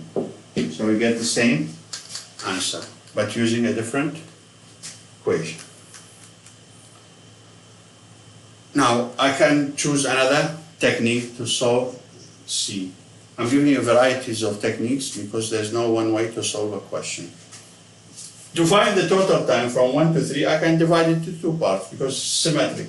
If I find the time from 1 to 2, then I multiply it by 2. It gives me the time from 1 to 3. So let's do it this way now. Again.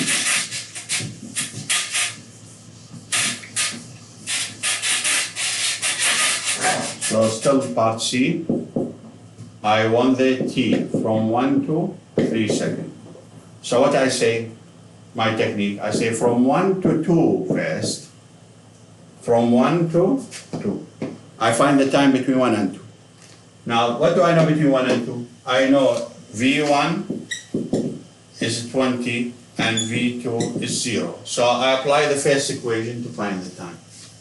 So I say V2 equal V1 minus G time, but which time is this? 1 to 2, not 1 to 3. V2, 0, stops at the maximum. V1, 20 minus 9.8 t.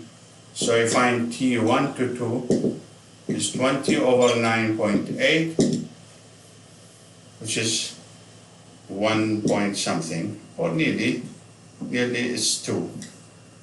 Yeah? So how much is the time from 1 to 3? Is it twice of time from 1 to 2 multiplied by 2. So 2 multiplied by 2, maybe it's just 2.05. So 2.05, so you get 4.1 second total time. Time from 1 to 3. Okay. So this is another way of answering this question.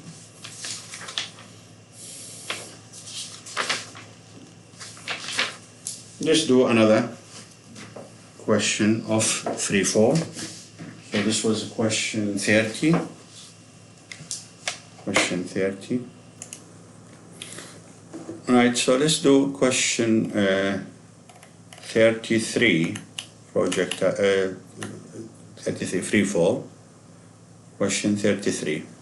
Now, question 33, what do we have? We have a stone is thrown vertically up, so we throw it up. From where? From the edge of the top of a 100-meter high building. So it's not from the ground. This is a building which has a height of 100. From the top here, you throw something up, not down. So when you throw it up, it goes up, reaches point 2 maximum, and then it comes back, and then it misses the building, and then it goes down and hits the ground at the bottom of the building. We always take the special point, starting point, maximum, when it reaches the ground, and you can put some points in between if you like. But these are the main points. So I label them point 1, initial, point 2, reach the maximum, point 3 when it hits the ground. So here we threw it from point 1, and the height of the building 100.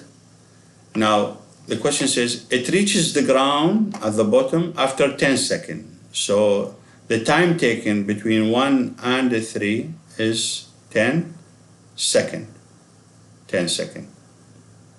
What is the initial speed, which means of the stone?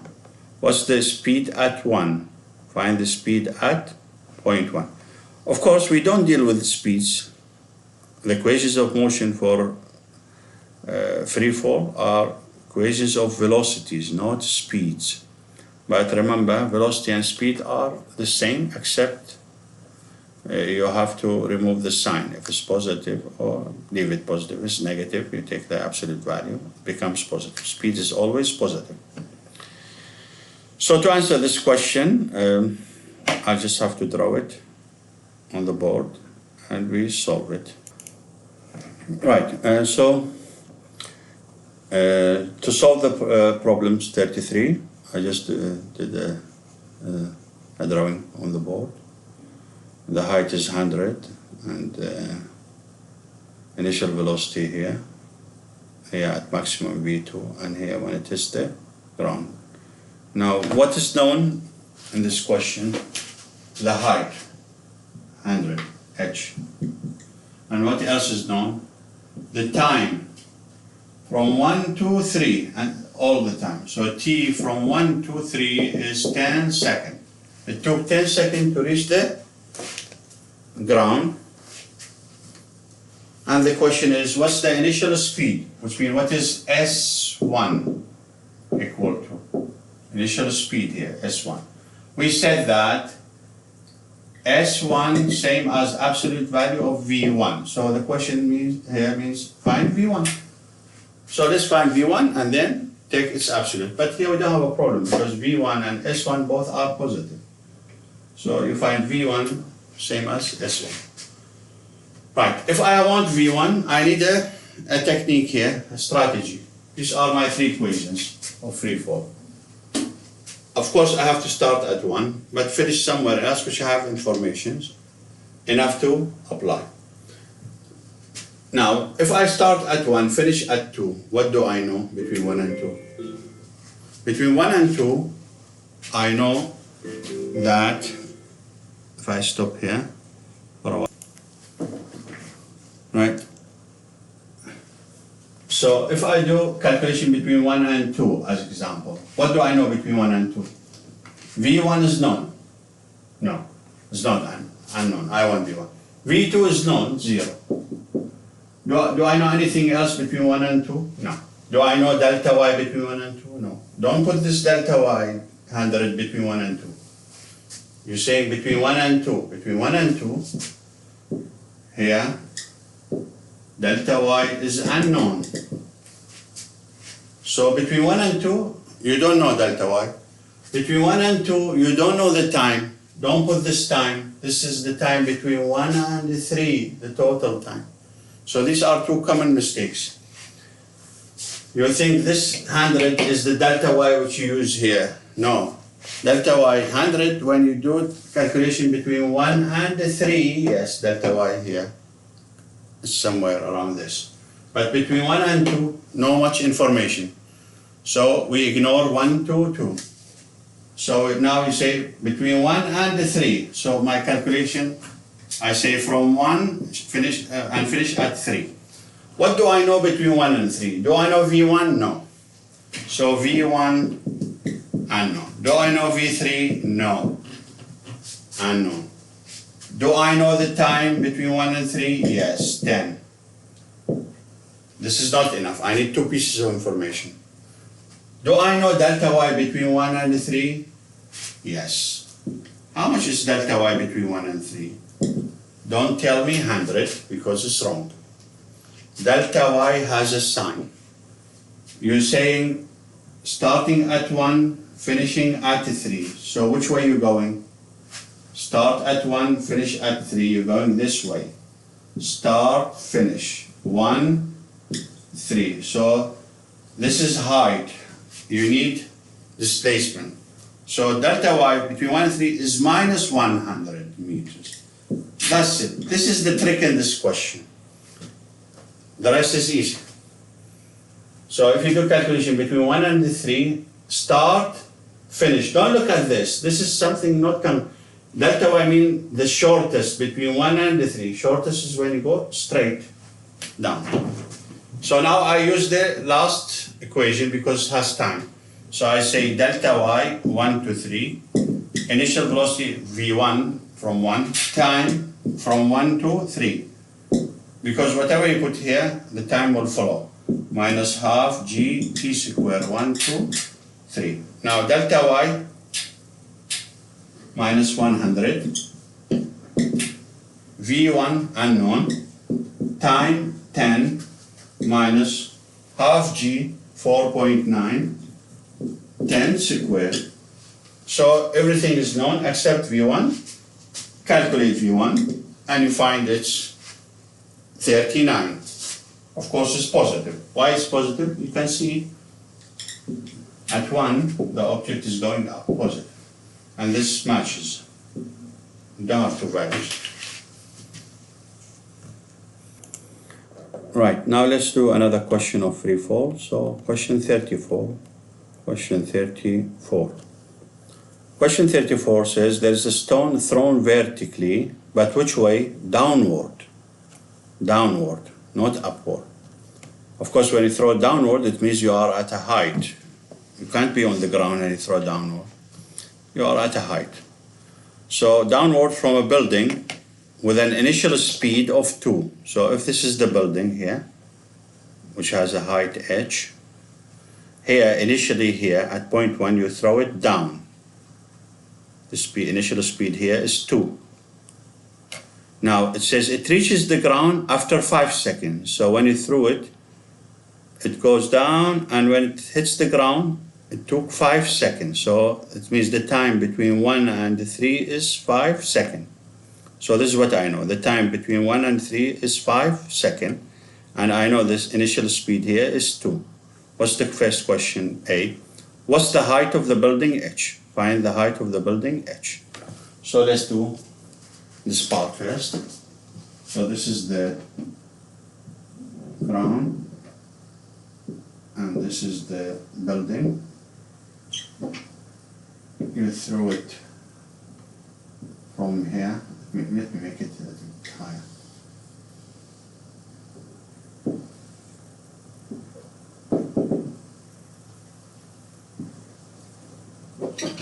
Point 1. Let's take another point here. And when it hits the ground here, point 3. And this is point 2. Yeah, I put point 2 because there's another thing related to this point. But let's say we have these now. From here to there is H. And that's all, yeah? So now, what is the height of the building in this question? You start it here, you throw it this way. Now, what is the trick in this question? It's here.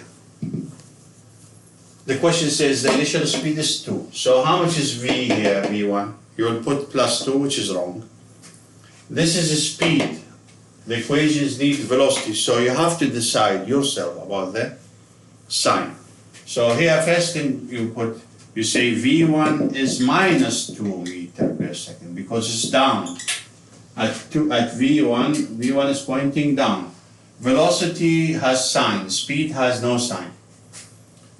So V1 is minus 2.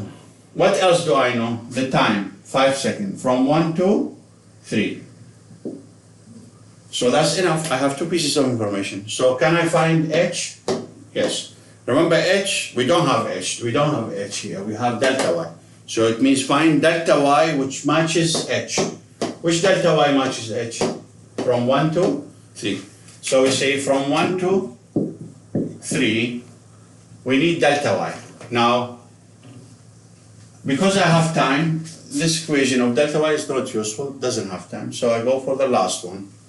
So I say delta y, which delta y? According to this, 1, 2, 3. V initial, which V initial? Initial here is 1. Which time? Between 1 and 3. Minus half G, which time square? 1, 2, 3.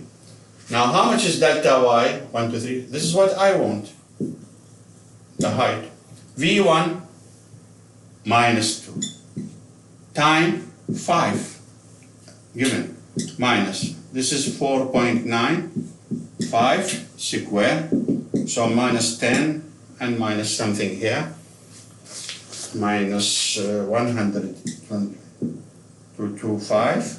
So you find that delta y equal minus 132.5 meters.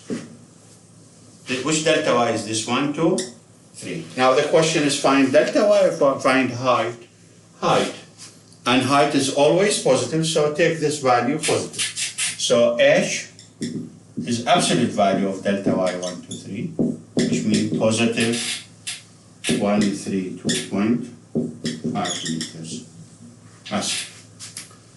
Now we go to part B, which is an interesting part. Yeah, part B. Part B says, at what time, which means find the time, the stone reaches a height of 20 meters, but 20 meters where? Above the ground, Remember, you threw it from point 1 here. It comes down and hits the ground at 3. Now here it says at what time, because we know the time between 1 and 3. At what time it hits the ground? 5 seconds, yeah? Later. But here it says, no, how long does it take to reach a point which is 20 meters above the ground? So if this is the ground here, look here, this is the ground, 20 meters above the ground, so I can think of point 2. From 2 to 3 is 20 meters. The question says, at what time it reaches point 2? At what time it reaches point 2, it means that, where is the start of time? It's not from here to there, no. Start of time is from 1. So it means find the time between 1 and 2. What's the time between 1 and 2? So what should we do here? I have to know 2 things between 1 and 2 to solve. This is always the rule for free fall. Do I know V1? Yes. Plus minus 2. Do I know V2 here? No. I know it's negative, but it's unknown. Do I know the time from here to there? No, I want the time. So what is left? Do I know delta y between 1 and 2? If you say no, then you can't solve it because you need 2 pieces of them. So do I know delta y between 1 and 2? Yes, I can calculate delta y between 1 and 2. How? Didn't we find h from 1 to 3? 132 and half. And I know from 2 to 3 is 20. So can't I find this height, capital H? Yeah. So what is capital H? Is small h minus 20. What is the small h? 132.5 minus 20. So it's 112.5 meters. So now I know h. between 1 and 2. So I can solve now between 1 and 2 because I have two pieces of information. I know V1 minus 2. What else do I know between 1 and 2? I know H. But remember, we are not allowed to use H. We have to use delta Y equivalent to H. So if I want time, again, I can use this equation, but this time between 1 and 2. So we say between 1 and 2. So from 1 to 2, how much is delta Y between 1 and 2? Is it H? No.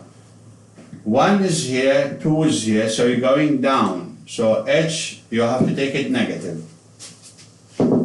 So delta Y is minus 112.5. This is the thing which you have to avoid. One of the common mistakes here. You have to use H negative. Now the rest is easy. Now between 1 and 2, I know delta Y and I know V1, so I can find the time between 1 and 2.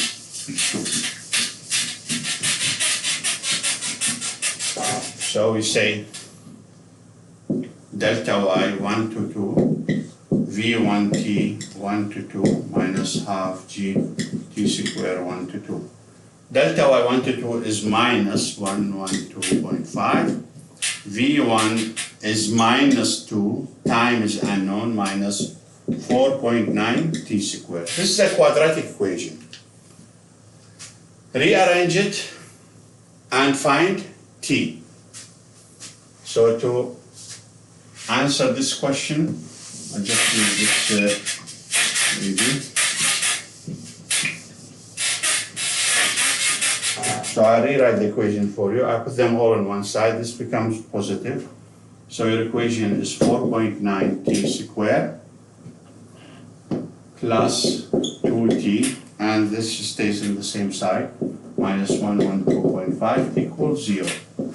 Solve this quadratic equation by minus b plus minus b squared minus 4ac over 2a to find the time. So when you substitute for the times, you will find two answers.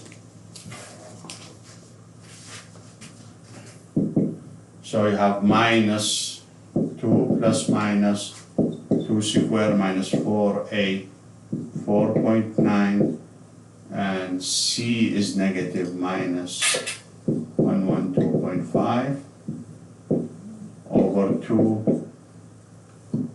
4.9. You can see in free fall 2a always 9.8 because 2 multiplied by 4.9. So I leave it to you to solve this one, and I'll give you the final answer. So you'll have two answers. T1 equal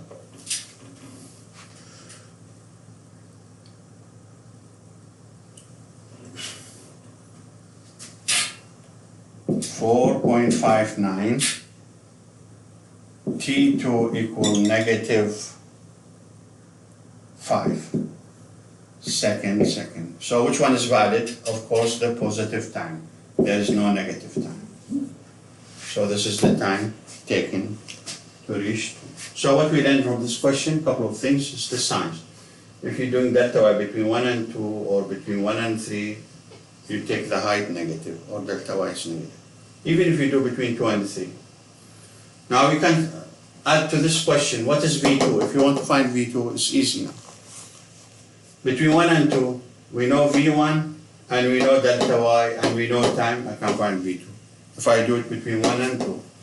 Or even between 2 and 3, what do I know? I know the delta Y is negative at 1T, V3, but no. Here we don't have the time. So you have to find something else. So you can always find the other things which are unknown in this question as a practice. What is V3? What is V2? Okay. So add to this one and see if we can get the values. Okay. So one more thing here, I just give you an idea about question 35 without solving it in detail. 35, here you can see we have, if I enlarge it a bit, it's question 35. We have an object at point 1 thrown up from a height of a building of 70. It goes up, reaches point 2 maximum, so V2 is 0, and then it comes back, hits the ground at 5.5. Now here the height of the building is 70, and the initial velocity of the ball here, V1, is 28.5, so the velocity is known. What is the velocity of the ball when it's 39 meters above the ground? So it means what's the velocity at point 4? What's the velocity at point 4? So how do we solve this one? Like the question before. If I want the velocity at 4, I can do calculation between 1 and 4. Between 1 and 4, this region. V1 known, 28.5. V4 unknown. But what else I know between 1 and 4? I know delta y between 1 and 4. How I find delta y between 1 and 4? Between 1 and 5, the height is 70. Between 4 and 5, the height is 39. So if I subtract 39 from 70, it gives me h between 1 and 4. But when you use it in the equation, delta y between 1 and 4, you have to use it negative. So now you have two pieces of information. You know initial velocity and delta y. So if you know the initial velocity and delta y, you can find the time between 1 and 4. And if you know the time, you can find the velocity for again. So there are many ways to solve this question. I think this is more than enough for all the questions. So you just have to practice on the rest. I'm just showing you the questions. Okay. In case someone is interested to do these questions. So 39, this is 2 parts. Okay, so you have a part which is a free fall, here dropping, and here there's a part which is linear motion with constant velocity. So it has an idea. This one as well has an idea. This one. Okay, so that's it. Thank you.